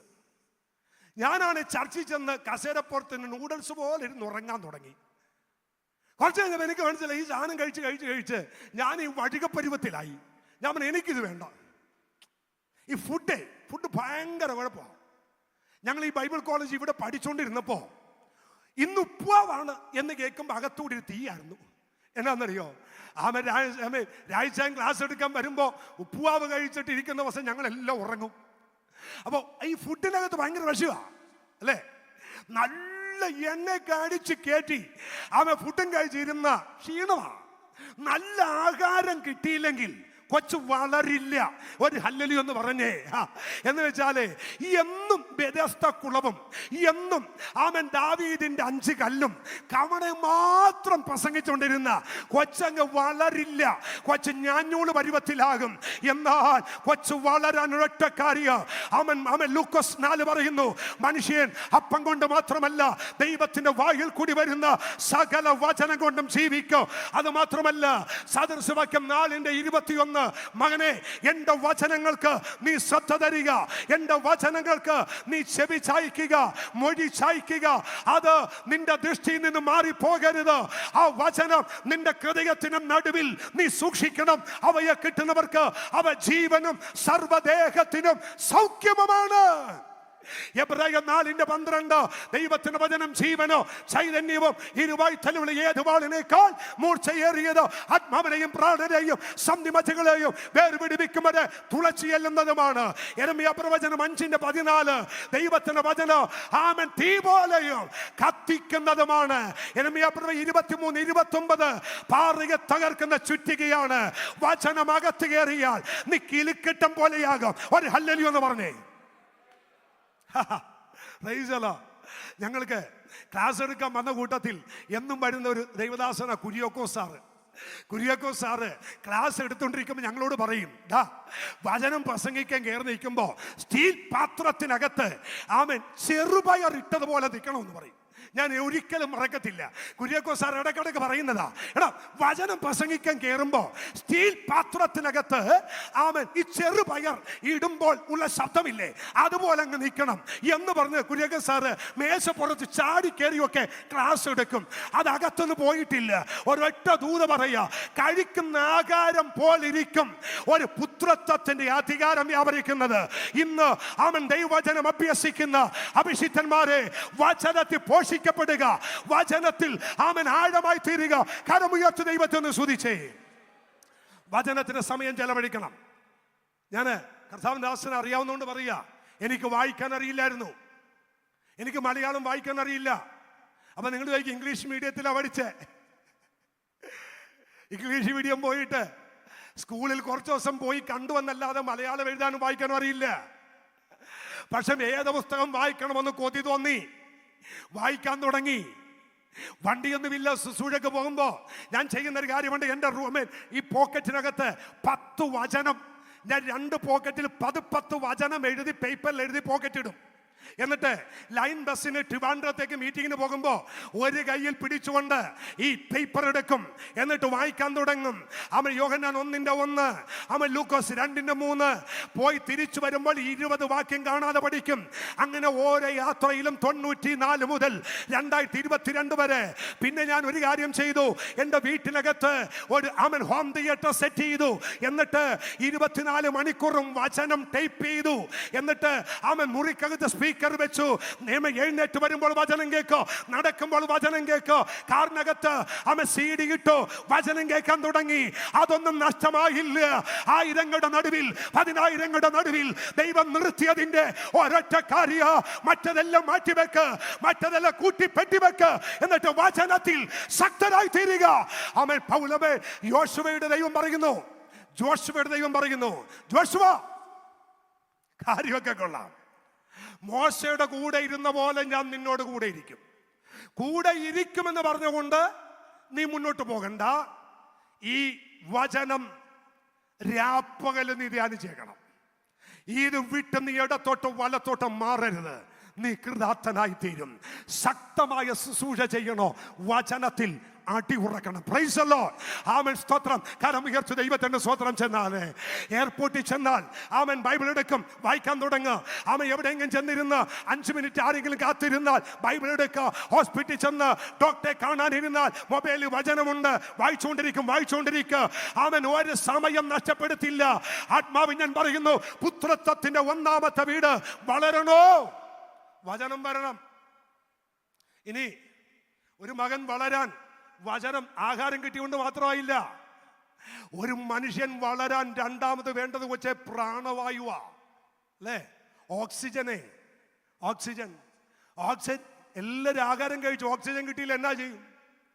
ഒരു വിശുദ്ധന്റെ ഒരു ദൈവ പൈതൽ ഓക്സിജൻ എന്താന്ന് കുറിച്ചു വെച്ചോട്ടോ. പ്രാർത്ഥനയാണ് പ്രാർത്ഥന. ആമേൻ. സുന്ദരമെന്ന ദേവാലയ ഗോപുരത്തിന്റെ വാതിക്കൽ ഇരുന്ന് ആമേൻ മുടന്തനെ സൗഖ്യമാക്കാൻ പോയതല്ല. ആമേൻ. പത്രോസ് യോഹന്നാനും പതിവ് പോലെ പ്രാർത്ഥിക്കാൻ പോയതാ. ലൂക്കോസിൽ യേശുവിന് ഉണ്ടായിരുന്ന ഒരു പതിവ് പ്രാർത്ഥന അല്ലേ? വെളിപ്പാട് 4 പറയുന്നു, വിശുദ്ധന്റെ ധൂപ പ്രാർത്ഥന എന്ന ധൂപപീഠം സ്വർഗത്തിലേക്ക് പോയി. ഒരൊറ്റ ദൂത പറയാ, നിന്നെ ഒരു മനുഷ്യൻ പരാജയപ്പെടുത്തില്ല. ഉലകത്തിൽ ഒരു ശക്തിക്ക് നിന്നെ കീഴ്പ്പെടുത്താൻ കഴിയത്തില്ല. ഒരൊറ്റ കാര്യം ചെയ്താൽ മതി. മുടക്കാൻ നിനക്ക് 2 മുട്ടുണ്ടോ? കൂപ്പാൻ 2 കൈയുണ്ടോ? യേശുവെന്ന് വിളിക്കാൻ ഒരു നാവുണ്ടോ? ഒരൊറ്റ സ്ഥലത്ത് നീ പരാജയപ്പെടില്ല. ശബന സന്ദരാധനാര രേഖലവി സന്ദൽ ഘടാധനാര. ആമേൻ. പണ്ടങ്ങോ ആമൻ ഉണർവ് എന്തുകൊണ്ട് താമസിക്കുന്നു എന്നൊരു ബുക്ക് ആരാ എഴുതിയെന്ന് എനിക്കറിയില്ല. ഉണർവ് എന്തുകൊണ്ട് താമസിക്കുന്നു എന്നൊരു ബുക്ക് ഒരുപാട് വർഷം മുമ്പ് വായിച്ചൊരു ബുക്കാണ്. ഉണർവ് എന്തുകൊണ്ട് താമസിക്കുന്നു. ആ ബുക്കിലെ 2 വാക്ക് എന്നെ അത്ഭുതപ്പെടുത്തി. എൻ്റെ പ്രാർത്ഥന ജീവിതം മാറ്റിയത് ആ 2 വരിയാണ്. ആ ബുക്കിന്റെ എഴുത്തുകാരൻ ഇങ്ങനെ എഴുതി, നിങ്ങൾ മനുഷ്യനോട് അധികം സംസാരിച്ചാൽ ദൈവത്തോട് അല്പമേ സംസാരിക്കൂ. ദൈവത്തോട് അധികം സംസാരിക്കുന്നവൻ മനുഷ്യനോട് കുറച്ചേ സംസാരിക്കൂ. ദൂത മനസ്സിലായോ? മനുഷ്യനോട് ഒരുപാട് സംസാരിക്കുന്നവൻ ദൈവത്തോട് കുറച്ചേ സംസാരിക്കൂ. ദൈവത്തോട് അധികം സംസാരിക്കുന്നവൻ മനുഷ്യനോട് ഒരുപാട് പറയണ്ട.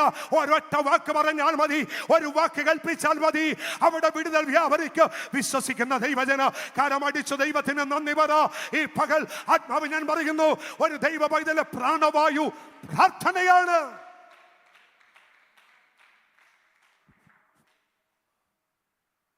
ജീവിതത്തിൽ ആദ്യമായിട്ട് പ്രസംഗിക്കാൻ വേണ്ടി 10 മിനിറ്റ് പ്രസംഗം കൊണ്ട് ചർച്ചയിൽ പോയത് എനിക്ക് ഓർമ്മയുണ്ട്. ആദ്യമായിട്ട് പ്രസംഗിക്കാൻ പോയ 10 മിനിറ്റ് തന്നിരിക്കുക. പ്രസംഗിക്കാൻ വില്ലകാരത്തിൽ ചെന്ന് മുമ്പിൽ ചെന്നിരുന്നു. പ്രസംഗിക്കാൻ സങ്കീർത്തന വായന കഴിഞ്ഞ് എഴുന്നേറ്റപ്പോൾ എൻ്റെ പാസ്റ്റർ എന്നോട് ചോദിച്ചു, എത്ര മണിക്കൂർ പ്രാർത്ഥിച്ചു? ഞാൻ പറഞ്ഞു, പ്രാർത്ഥിക്കാൻ പറ്റിയില്ല. പ്രസംഗിക്കുന്നതിൻ്റെ പേടി ഓർത്തിട്ട് പ്രാർത്ഥിക്കാൻ പറ്റിയില്ല. ആ പ്രസംഗം തന്നെ ധ്യാനിച്ചുകൊണ്ടിരുന്നു. പുള്ളി എന്നോട് പറഞ്ഞു, അവിടെ പോയിരുന്നേക്കാൻ പറഞ്ഞു. എനിക്ക് ഭയങ്കര സങ്കടമായിപ്പോയി. ഇങ്ങനെയൊക്കെ ഉണ്ടോ പെന്തക്കോസിൽ? പ്രാർത്ഥിച്ചില്ല, പ്രസംഗിപ്പിക്കില്ലേ? എന്റെ ദൈവദാസൻ പറഞ്ഞു, നീ പ്രാർത്ഥിക്കാത്ത ദിവസം നിന്നെ പ്രസംഗിക്കാൻ കേറ്റത്തില്ല. പ്രാർത്ഥിക്കാത്ത ദിവസം നീ ദൂത് പറയരുത്. പ്രാർത്ഥിക്കാത്ത ദിവസം നീ പുൽപ്പിറ്റ് കയറരുത്. അതെനിക്കൊരു അനുഗ്രഹമായി. അതെനിക്കൊരു അനുഗ്രഹമായി. എൻ്റെ ജീവിതത്തിൽ അതൊരു മാതൃകയായി.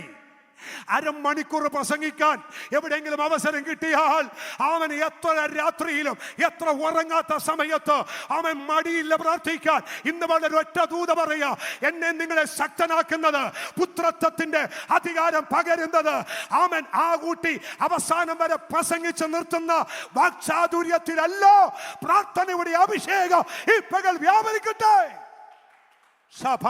മണിക്കൂറുകൾ പ്രാർത്ഥിക്കണം, മണിക്കൂറുകൾ പ്രാർത്ഥിക്കണം. അഭിഷിക്തന്മാരെ, നമ്മുടെ പ്രാർത്ഥന ശക്തിപ്പെടുക. എന്നെ കേട്ടുകൊണ്ടിരിക്കുന്ന അഭിഷിക്തന്മാരായ ദൈവദാസന്മാരോട്, അവൻ ആരെങ്കിലും ശുശ്രൂഷയ്ക്ക് ഇറങ്ങിയവരുണ്ടെങ്കിൽ അവരോട് ഒറ്റ ദൂത പറയാ, തമാശ മാറ്റിവെക്ക്, കളി മാറ്റിവെക്ക്, ഫേസ്ബുക്ക് മാറ്റിവെക്ക്, യൂട്യൂബ് മാറ്റിവെക്ക്, ഇൻസ്റ്റാഗ്രാം മാറ്റിവെക്ക്, പ്രാർത്ഥിക്കാൻ മുട്ടുമടക്ക്. ഒരു ശക്തിയോ നിന്റെ മുമ്പിൽ നിൽക്കുകയില്ല.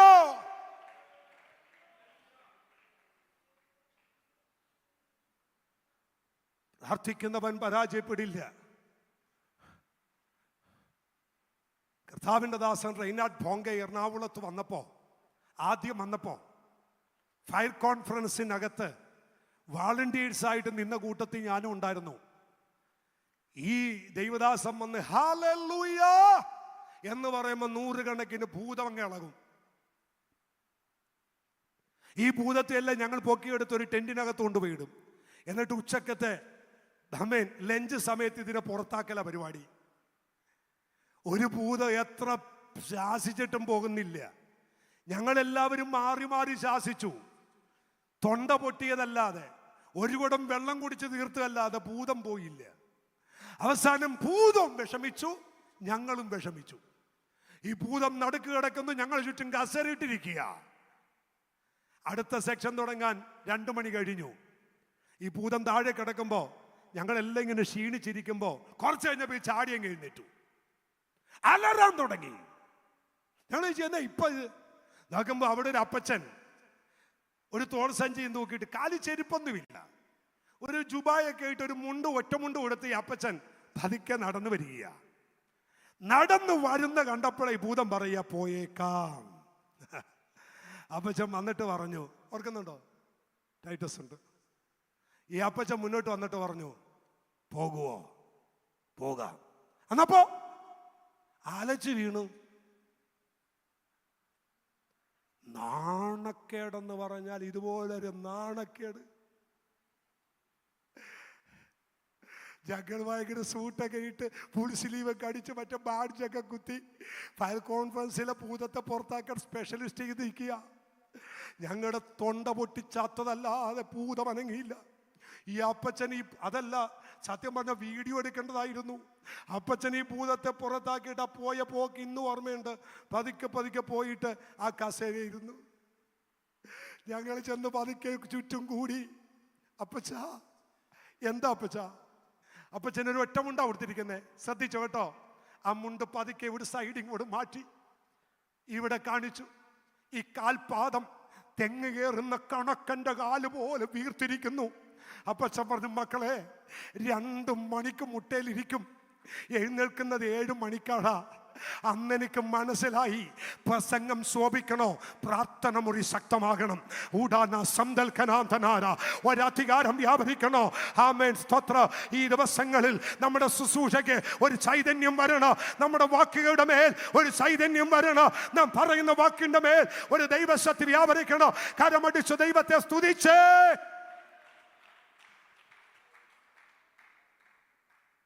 എനിക്ക് അനുവദിക്കപ്പെട്ട 5 മിനിറ്റ് കൂടിയുണ്ട്. എനിക്ക് 7 ക്രിസ്ത്യൻ കോളിങ്ങിനെ കുറിച്ചാണ് പ്രസംഗിക്കേണ്ടത്. 1-ാമത്തിൽ വന്ന് നിൽക്കുന്നു. എങ്കിലും പറഞ്ഞങ്ങ് അവസാനിപ്പിക്കാം. 1 ആഹാരം, 2 പ്രാണവായു, 3 ആഹാരവും കിട്ടി പ്രാണവായും കിട്ടി. മകനങ്ങ് തടിച്ചങ്ങ് കൊഴുക്കും. കൊഴുക്കാതിരിക്കാനേ സർവീസ് വേണം, സർവീസ്, ശുശ്രൂഷ. യേശു പറഞ്ഞ് പകലുള്ളിടത്തോളം കാലം ഞാൻ അഴച്ചവൻ്റെ പ്രവൃത്തി ചെയ്യും. ശുശ്രൂഷ വേണം. ഇനി ആഹാരമുണ്ട്, പ്രാണവായുവുണ്ട്, സർവീസുമുണ്ട്. ഇത് മാത്രം കിട്ടിയുകൊണ്ട് കാര്യമുണ്ടോ? ഇല്ല. എക്സസൈസ് വേണ്ടേ? വിശ്രമം വേണ്ടേ? റെസ്റ്റ് വേണ്ടേ? ഒരഭിഷിക്തന്റെ വിശ്രാമം എന്തെന്ന് ഒരൊറ്റ വാക്ക് വായിക്കണം, സമയത്തിന് ചുരുക്കം കൊണ്ട്. യെശയ്യാവിന്റെ പ്രവചനം 28-ാം അധ്യായം 11-12 വാക്യങ്ങൾ വായിക്കണം. എന്താണ് ഒരു ദൈവ പൈതലിന്റെ വിശ്രാമം? ഒരു ദൈവ പൈതലിന്റെ റെസ്റ്റ് എന്താണ്? വായിച്ചാട്ടെ, വേഗം വായിച്ചാട്ടെ.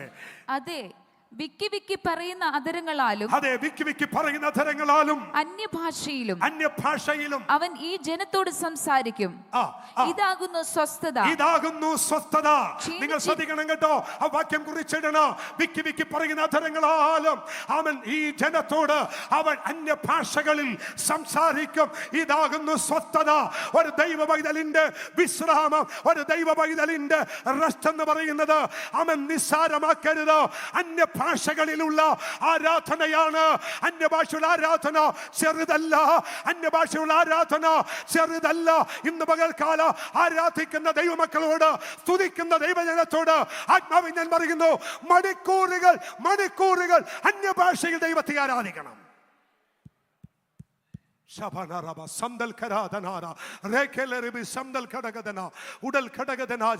ദൈവമക്കളെ, നിങ്ങളുടെ ആത്മാവിൽ കരങ്ങൾ കൂപ്പിക്കൊണ്ട് അവൻ താഴ്മയോടെ ഞാൻ പറയുന്നു, ഇത് എന്റെ റിക്വസ്റ്റ് ആണ്. അവൻ അഭിഷേകം പ്രാപിച്ച, അന്യഭാഷ പ്രാപിച്ച ദൈവമക്കൾ വാഹനം ഓടിക്കുമ്പോൾ അന്യഭാഷ പറഞ്ഞുകൊണ്ടിരിക്കണം. നിങ്ങൾ വാഹനം വീട്ടിലിരിക്കുമ്പോൾ അന്യഭാഷ പറഞ്ഞുകൊണ്ടിരിക്കണം. നിങ്ങൾ യാത്ര ചെയ്യുമ്പോൾ അന്യഭാഷ പറഞ്ഞുകൊണ്ടിരിക്കണം. ഭയങ്കര ശക്തിയാണ്, ഭയങ്കര പവറാണ്. ഒരു ദൈവജനത്തിന് വിശ്രാമ അന്യഭാഷകളിലുള്ള ആരാധനയാണ്. ഒരു നിമിഷം അഭിഷേകം പ്രാപിച്ച ദൈവജന അന്യഭാഷകളിൽ ഒന്ന് ദൈവത്തെ സ്തുതിച്ച്, അന്യഭാഷകളിൽ ദൈവത്തോട് എല്ലാവരും അന്യഭാഷകളാൽ ദൈവത്തെ ഒന്ന് സ്തുതിച്ച്, അന്യഭാഷകളാൽ ദൈവത്തെ ഒന്ന് ആരാധിച്ച്. മടി കാണിക്കല്ലേ. നിങ്ങളുടെ കൂടാരത്തിൽ ഇരുന്ന്, നിങ്ങളുടെ ഭവനത്തിൽ ഇരുന്ന് അന്യഭാഷ പ്രാപിച്ച എല്ലാവരും, അന്യഭാഷ പ്രാപിച്ച എല്ലാ ദൈവമക്കളും Sandalkadala, Hallelujah, Rekenaraba Sandalkadala, Ribanaraba Sandalkadana, Anabasha Bravichella, Devaro, and the Pashagal, Devator Samsarika, Devator Samsarika, Devator Samsarika, Devator Samsarika, Rikanaraba Santana, Udal Katagadana Janara, Rebel Powdabala, Nisaramalla, Nisarabai Kanarida, and the Basha Samsarik in the one, Manishanodalla, Devator, Avan Samsarik in the Avanat Pavil, Marmangalayatre, Postavik in the അവൻ ആത്മാവിൽ മർമ്മങ്ങളെ പ്രസ്താവിക്കുന്നു. അവൻ please അവൻ ഒരു കാരണവശാലോ അന്യഭാഷകളിൽ ആരാധിക്കുമ്പോൾ മടി കാണിക്കരുത്. ഒരു അഭിഷിക്തന്റെ ശുശ്രൂഷയുടെ ഏറ്റവും വലിയ വിജയം അവൻ മണിക്കൂറുകൾ അന്യഭാഷയിൽ ആരാധിക്കണം.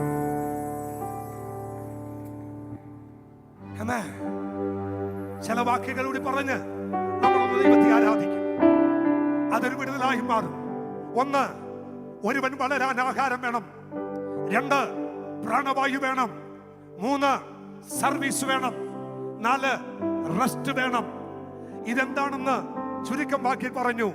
ഒന്നാമത്തെ ക്രിസ്ത്യൻ കോളിംഗ് മകനായി. നമ്പർ 2, 2 തിമോഥെയോസ് 2-ാം അധ്യായം 3-ാമത്തെ വാക്യം. നല്ല ഭടൻ. ഞാനങ്ങ് പറഞ്ഞു വിട്ടേക്കാം. നല്ല ഭടൻ. ദൈവം നമ്മൾ വിളിച്ച 2-ാമത്തെ കോളിംഗ് എന്നാണെന്നറിയാമോ? ഏത് പ്രതിസന്ധിയുടെ നടുവിലും നല്ല ഭടനായി നിൽക്കണം. ഒരു ഹല്ലേലൂയ എന്ന് പറയാമോ? ഏത് പ്രതിസന്ധിയിലും, ഏത് വെല്ലുവിളിയുടെ നടുവിലും, ഏത് ശത്രുവിന്റെ ആരാവാരത്തിന്റെ നടുവിലോ ദൈവം നമ്മെ വിളിച്ച വിളിയുടെ 2-ാമത്തെ പ്രത്യേകത നല്ല ഭടനായിരിക്കാൻ. എത്ര പേര് വിളിച്ചു പറയോ, എന്നെ ദൈവം വിളിച്ചത് ഒരു നല്ല ഭടനായിരിക്കാൻ. അല്ല, തോറ്റ് പിന്മാറുന്നവനല്ല, പേടിച്ചു മാറുന്നവനല്ല, പ്രതിസന്ധി കണ്ട്, വെല്ലുവിളി കണ്ട്, മുഴക്കം കണ്ട് മുട്ടുകാലി വിറക്കുന്നവനല്ല. ദൈവത്തിന് വേണ്ടി നിൽക്കുന്ന ഒരു നല്ല ഭടനായി, ഒരു നല്ല യോദ്ധാവായി, ദൈവത്തിന് വേണ്ടി നിൽക്കുന്ന ഒരു നല്ല ഭടനായി വിളിച്ചു ജീസസ്. കുഞ്ഞുങ്ങളെ, നമ്മുടെ വിളി മറക്കരുത്. വരട്ടെ, പ്രശ്നം വരട്ടെ, പ്രതിസന്ധി വരട്ടെ. ആമേ. പുനലൂര് കരവാളൂര് വെച്ച് പ്രസംഗിച്ചുകൊണ്ടിരിക്കുക.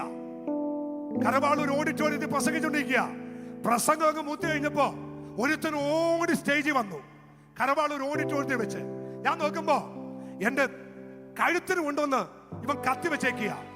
ഇനി ഒരൊറ്റ വാക്ക് നീ പറഞ്ഞാൽ ഇവിടെ താഴെയിടും. എനിക്ക് 3/4 മണിക്കൂർ കൂടി പ്രസംഗിക്കാനുണ്ട്. അവൻ എന്താ ചെയ്യും? മുമ്പിലിരിക്കുന്ന അവൻ മീറ്റിംഗുകാർ പറഞ്ഞു സ്റ്റോപ്പ് ചെയ്യാൻ പറഞ്ഞു. ഏതായാലും ഒരു ജീവിതമേ ഉള്ളൂ. അത് യേശുവിന് വേണ്ടി ഇറങ്ങിയേ. ഞാൻ പറഞ്ഞു, സഹോദര, 3/4 മണിക്കൂർ കൂടി ഉണ്ട്, അത് പ്രസംഗിച്ചിട്ട് നിർത്തിയേക്കാം. പുള്ളി എന്നെ നോക്കി പറഞ്ഞു, എന്നൊരു കാര്യം ചെയ്യേ, 3/4 മണിക്കൂർ നീ പ്രസംഗിക്ക്, ഞാൻ മുമ്പിലുണ്ടാകും. പുള്ളി മുമ്പിലിരുന്നു, ഞാൻ 3/4 മണിക്കൂർ പ്രസംഗിച്ചു. അന്നെനിക്ക് മനസ്സിലായി, അവൻ നാം എവിടെ പരാജയപ്പെടുന്നോ അവിടെ പിശാച് പ്രബലമാകും. നമ്മുടെ വിളിയുടെ 2-ാമത്തെ പ്രത്യേകത, എന്നെ വിളിച്ചത് ഒന്ന് പുത്രത്വത്തിന്റെ വിളിയാണ്. 2-ാമത്തെ വിളിയുടെ പ്രത്യേകത, എന്നെ ഭടനായിട്ടാ ദൈവം വിളിച്ചത്. അവൻ അടുത്തിരിക്കുന്ന വ്യക്തിക്ക് കൈ കൊടുക്കണ്ട, ഒന്ന് മുഖത്ത് നോക്കി പറ, എന്നെ വിളിച്ചത്, നിങ്ങളെ വിളിച്ചത് നല്ല ഭടനായിരിക്കാൻ. ഒന്ന് പറഞ്ഞു, മുഖത്ത് നോക്കി എന്ന് പറഞ്ഞേ, കൈ കൊടുക്കണ്ട, സോഷ്യൽ ഡിസ്റ്റൻസ് വേണമല്ലോ. അവന് പറ, എന്റെ വിളി നല്ല ഭടനായി. ഒന്ന് ശ്രദ്ധിക്കണം കേട്ടോ. ഈ നല്ല പഠനം ചെയ്യേണ്ട 3 കാര്യം, നല്ല പഠനം ചെയ്യേണ്ട 3 കാര്യം എഫെസ്യ ലേഖനത്തിൽ 6-ാം അധ്യായത്തിന്റെ 11-ാം വാക്യത്തിലുണ്ട്. ആമേൻ. ഓടിച്ചു പറയാം, വായിക്കേണ്ടതാ, ഞാൻ പറഞ്ഞു വിട്ടേക്കാം. ഒരു നല്ല പഠനം ചെയ്യേണ്ട 3 കാര്യം. എഫെസ്യ ലേഖനം 6-ാം അധ്യായം 11-ാം വാക്യം. എതിർത്തു നിൽക്കണം. എഫെസ്യ ലേഖനം 6:13 ഉറച്ചു നിൽക്കണം.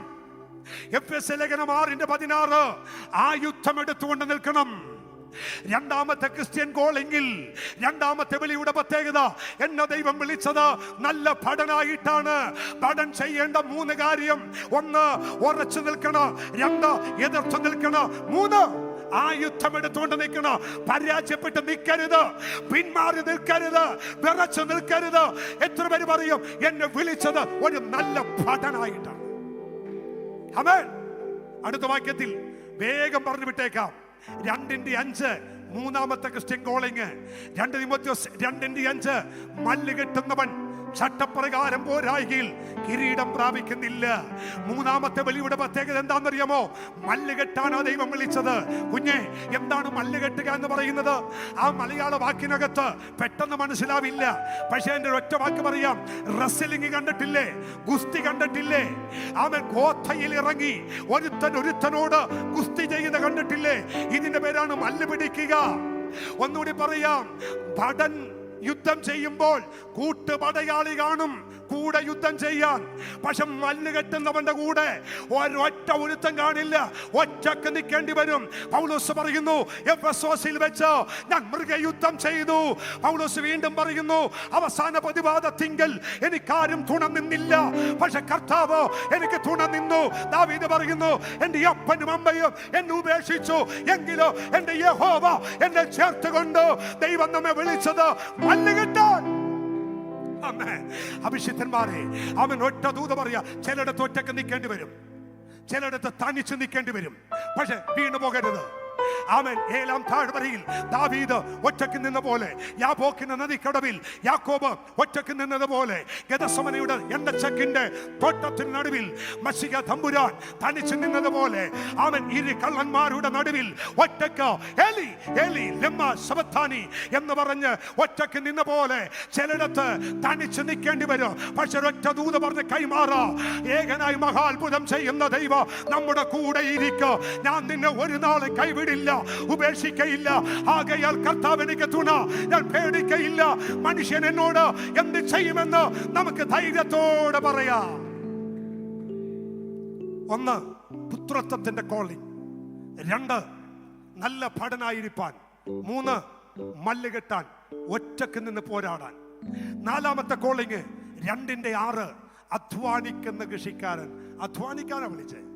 മടിയന്മാർ ദൈവത്തിന് വേണ്ട.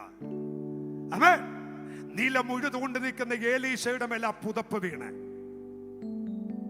വല കഴുകിക്കൊണ്ടിരിക്കുന്ന പത്രോസിന്റെ മേലാണ് അപ്പോസ്തലത്വത്തിന് വിളി വന്നേ. വെറുതെ ഇരിക്കുന്നവന് ദൈവത്തിന് വേണ്ട, മടിയന് ദൈവത്തിന് വേണ്ട. മടിയന്റെ കണ്ടത്തിന് അടുത്തുകൂടി പോയപ്പോ ഞാൻ ബുദ്ധി പഠിച്ചെന്ന. ദൈവത്തിന് വേണ്ടത് അധ്വാനിക്കുന്നവനെയാ. കാരണം ഉയർത്തി നല്ലൊരു ഹല്ലേലൂയ പറ. അധ്വാനിക്കുക. 5 ആമേൻ 2:15 വാക്യം. നല്ല വേലക്കാരൻ. നമ്മെ വിളിച്ചതേ നല്ല വേലക്കാരനാകാനാ. 6 സമയമായി തന്ന് അതുകൊണ്ട് നിർത്തിയാണ്. 2:21 മാനപാത്രമാകാൻ. 6ാമത്തെ ക്രിസ്ത്യൻ കോളിങ് എന്നെ വിളിച്ചതൊരു മാനപാത്രമാകാനാ. നല്ലൊരു ഹല്ലേലൂയ പറയാമോ? ഒരു വീട്ടിൽ അനവധി പാത്രമുണ്ട്. ചിലർ നല്ലതിനും ചില ഹീനകാര്യത്തിന് ഉപയോഗിക്കുന്നു. പക്ഷെ എന്നെയും ദൈവം നിങ്ങളെയും വിളിച്ചത് മാനപാത്രമാകാൻ. കരങ്ങൾ കൂപ്പിക്കൊണ്ട് പറയട്ടെ, ശിംശോനെ ദൈവം വിളിച്ചത് മാനപാത്രമാകാൻ, ജന്മനാൾ വിളിച്ചത് മാനപാത്രമാകാൻ. എന്നാൽ ദലീലയുടെ മടിയിൽ അവൻ തലവെച്ച് കിടന്നുറങ്ങി. അവൻ മാനപാത്രമായി വിളിക്കപ്പെട്ട് ജനിച്ചവൻ ഹീനപാത്രമായി. ശ്രദ്ധിക്കണം കേട്ടോ, ഹീനപാത്രമായ ശിംശോനെ ഗസ്സയിലിട്ട് കണ്ണുകുത്തി പൊട്ടിച്ചു.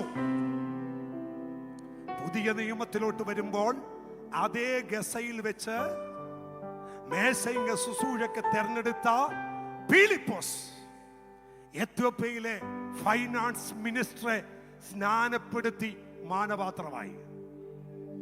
ഒരു ഗസയിൽ ഒരുത്തൻ ഹീനപാത്രമായപ്പോ മറ്റൊരുത്തൻ അതേ ഗസയിൽ മാനപാത്രമായി. നമ്മെ വിളിച്ചത് ഒരു മാനപാത്രമാകാൻ. അവസാനത്തെ വിളി, 7ാമത്തെ വിളി 2:24. അവിടെ ഇങ്ങനെ പറയുന്നു, സർവന്റ് ഓഫ് ലോർഡ്, കർത്താവിന്റെ ദാസൻ എന്ന ഒരു പദവി. തിമോത്തിയോസേ, ഈ വിളി നീ മറക്കരുത്. നിന്നെ വിളിച്ച 7 വിളിയുടെ പ്രത്യേകത. 1, പുത്രത്വം. പുത്രൻ വളർന്ന് ഭടനായി. ഭടൻ മല്ലുകെട്ടുന്നവനായി. മല്ലുകെട്ടുന്നവൻ അധ്വാനിക്കുന്നവനായി. അധ്വാനിക്കുന്നവൻ ആമേൻ കർത്താവിന്റെ വേലക്കാരനായി. വേലക്കാരൻ മാനപാത്രമായി. മാനപാത്രം കർത്താവിന്റെ ദാസനായി. നമ്മുടെ വിളി മനസ്സിലാക്കി നമുക്കോടാം. ഒരു നിമിഷം നമ്മുടെ കണ്ണുകളടയ്ക്കാം. ശബന സന്തൽ കരാധനാര എല്ലാ കണ്ണുകളും അടച്ചേ. ഒരു നിമിഷം നമുക്ക് ഒരുമിച്ചൊന്ന് പ്രാർത്ഥിക്കാം. അതിശക്തമായി അവൻ നമ്മുടെ വിളി എന്തെന്ന് മനസ്സിലാക്കി, നമ്മുടെ തെരഞ്ഞെടുപ്പ് എന്തെന്ന് മനസ്സിലാക്കി മുന്നേറാൻ സ്വർഗത്തിലെ ദൈവം കൃപ ചെയ്യട്ടെ. സ്വർഗീയ നല്ല കർത്താവേ, ഞങ്ങൾക്ക് തന്ന വിലപ്പെട്ട സന്ദേശത്തിനായിട്ട് ഞങ്ങൾ നന്ദി പറയുന്നു. അതുകൊണ്ട് ആമേൻ, സ്വർഗീയ വിളിക്ക് ഓഹരിക്കാരായുള്ളവരെ കർത്താവേ, ഒരു ഹൈ കോളിംഗ് അങ്ങ് ഞങ്ങൾക്ക് തന്നല്ലോ. ഒരു ചെറിയ വിളിയല്ല, ഒരു വലിയ വിളി ഞങ്ങൾക്ക് തന്നല്ലോ. ഈ ദിവസങ്ങളിൽ ഞങ്ങളെ വിളിച്ച വിളി എന്തെന്ന് മനസ്സിലാക്കി മുന്നേറാൻ സ്വർഗത്തിലെ ദൈവം കൃപ ചെയ്യണമേ. നിന്റെ ദാസന്മാരെ അനുഗ്രഹിക്കുകയും മാനിക്കുകയും ചെയ്യണം. ക്രിസ്തുയേശുവിൻ നാമത്തിൽ പിതാവേ. God bless you. ദൈവം എല്ലാവരും അനുഗ്രഹിക്കട്ടെ. ഇങ്ങനൊരു അവസരം ഒരുക്കി തന്ന കർത്താവിൻ്റെ ദാസൻ തമ്പിച്ചായൻ, രാമൻ രാഴ്ചായൻ, ആമൻ, മറ്റെല്ലാ അഭിഷിക്തന്മാരോടും നന്ദി പറയുന്നു. God bless you. ദൈവം അനുഗ്രഹിക്കണം.